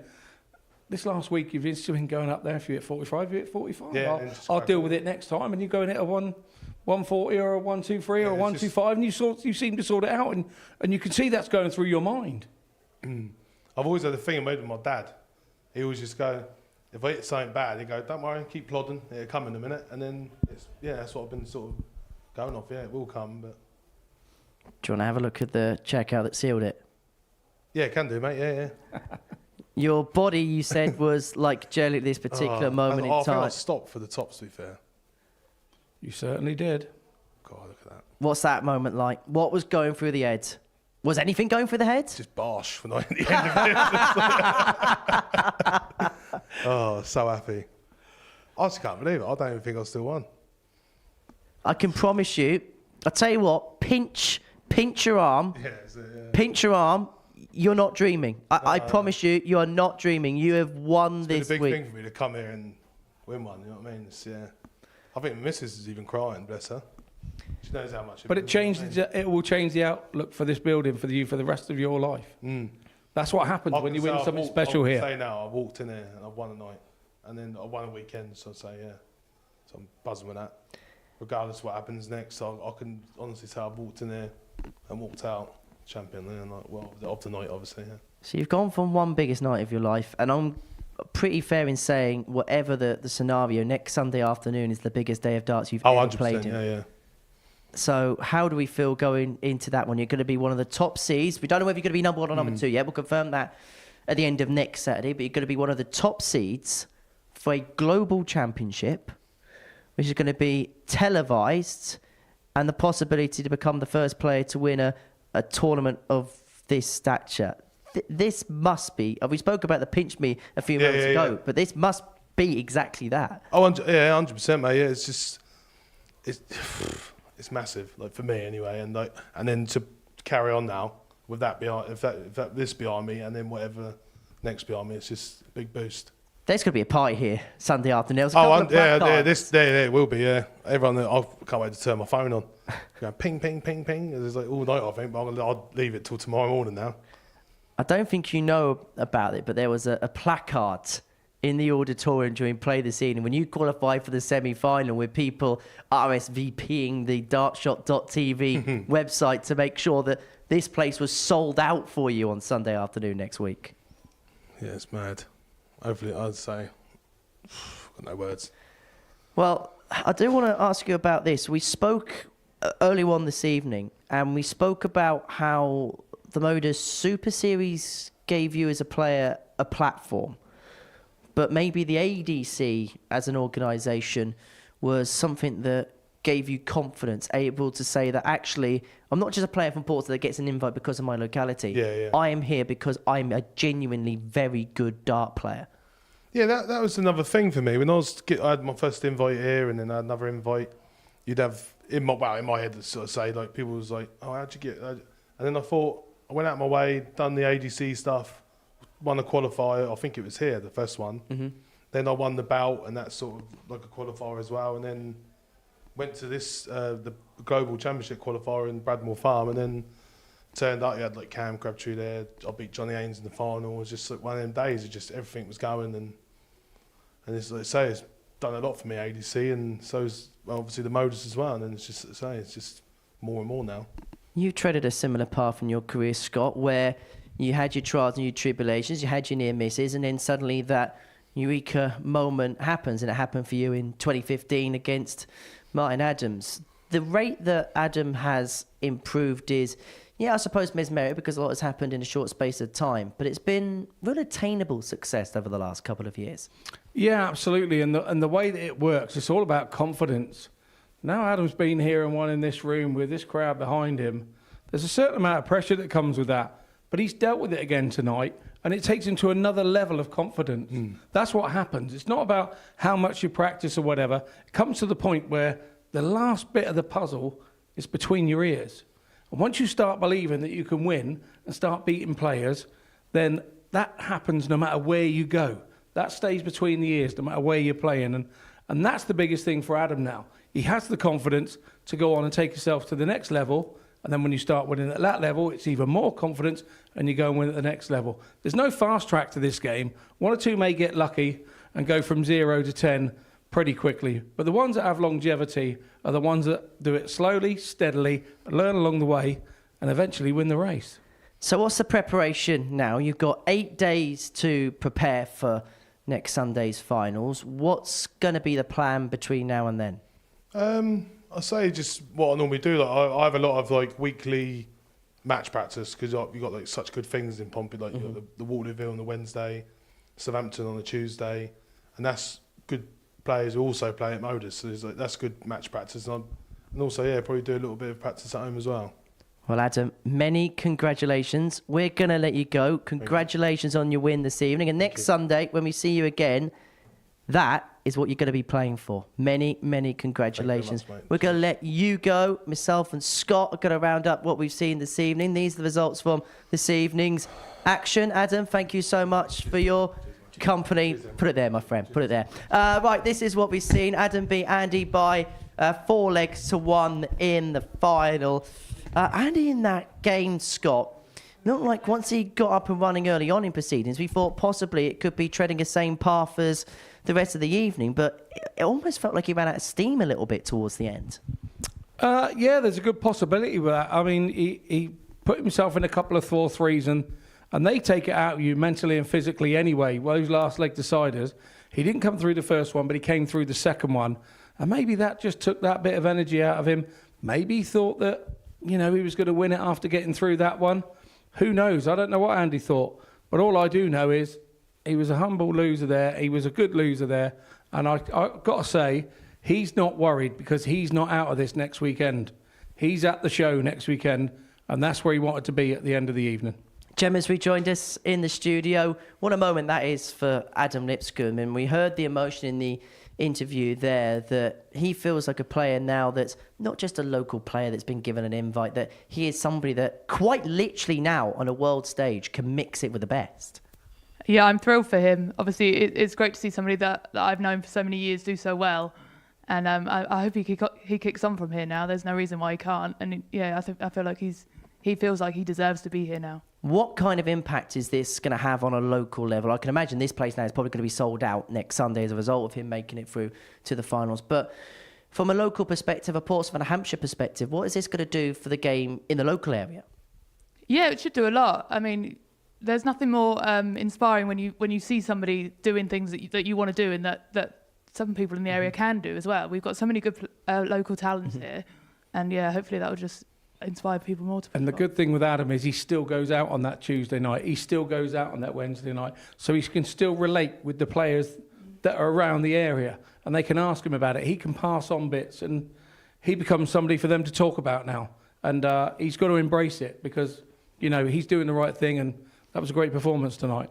It really was a good performance. But I thought for Andy Bolton, his numbers going into the final was absolutely magnificent. He was averaging in excess of a ton for the 3 matches prior to it. Did it just feel like maybe the final was a game too far for him?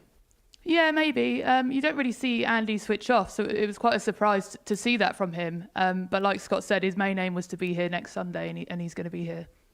Well, this place was absolutely bouncing early on this evening. It's thinned out as the evenings come to a close. But we have a big afternoon here at the Live Lounge early next year because Phil Taylor's going to be here for an audience with the power. It's an audience with the 16-time champion of the world on Saturday, the 18th of January. That's here at the Live Lounge in Portsmouth. £20 the ticket for a Q&A session with the greatest player of all time. And actually that ticket would include entry into the League of Legends finals night, which takes place on that particular evening. And who knows, maybe we'll shoehorn the power into a little bit of comms whilst we're at it. But that is another big event taking place here at the Live Lounge. Tickets available via dartshop.tv, £20 per ticket. Well, the crowd has thinned out here at the Live Lounge in Portsmouth, but they will be back here in big numbers next Saturday evening. These are the players that are going to be in action for them. We kick off with Group A, where Gary Stone and Marvin van Velden are the 2 big-name players. And for Gary, Gemma, there's, I suppose, a weird conundrum, which I suppose sums up the modern game, where a couple of weeks ago he was playing at the Lakeside at the WDF World Championship. Wasn't quite successful, in that particular attempt. But now has another go at the Global Championship. Yeah, it's very rare to get 2 bites of a similar cherry, really. So I think he'll be looking forward to that, and he'll probably be disappointed with his Lakeside run. But he had some decent spells there. Gemma, thank you so much for coming. Enjoyed it? Yeah, I think so. We'll see.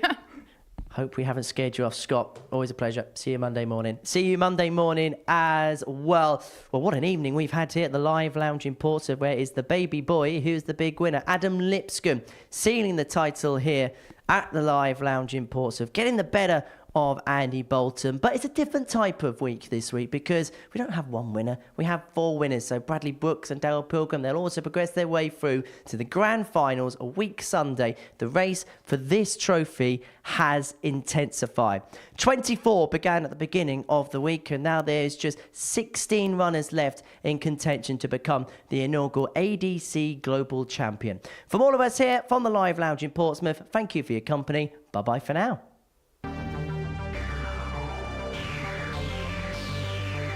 First start to last, this has been special. And it's a 4 out of 4 doubling performance, and it's an average of 105.5. But it should have been much more comfortable than this. But Daryl Pilgrim will take the win nonetheless. Brooks is looking at 8 to book his passage into the grand finals of the ADC Global Championship. This is encouraging from Seb. We haven't seen a ton plus checkout tonight until there. But he's got the type of ice that runs through his veins. Will be slightly concerned at this present moment in time, because this game is sliding doors. Taken beautifully. And Adam Lipscombe's back in this contest. Adam Lipscombe looks at double 17 to send himself into the ADC Global Championship Grand Finals on his home turf.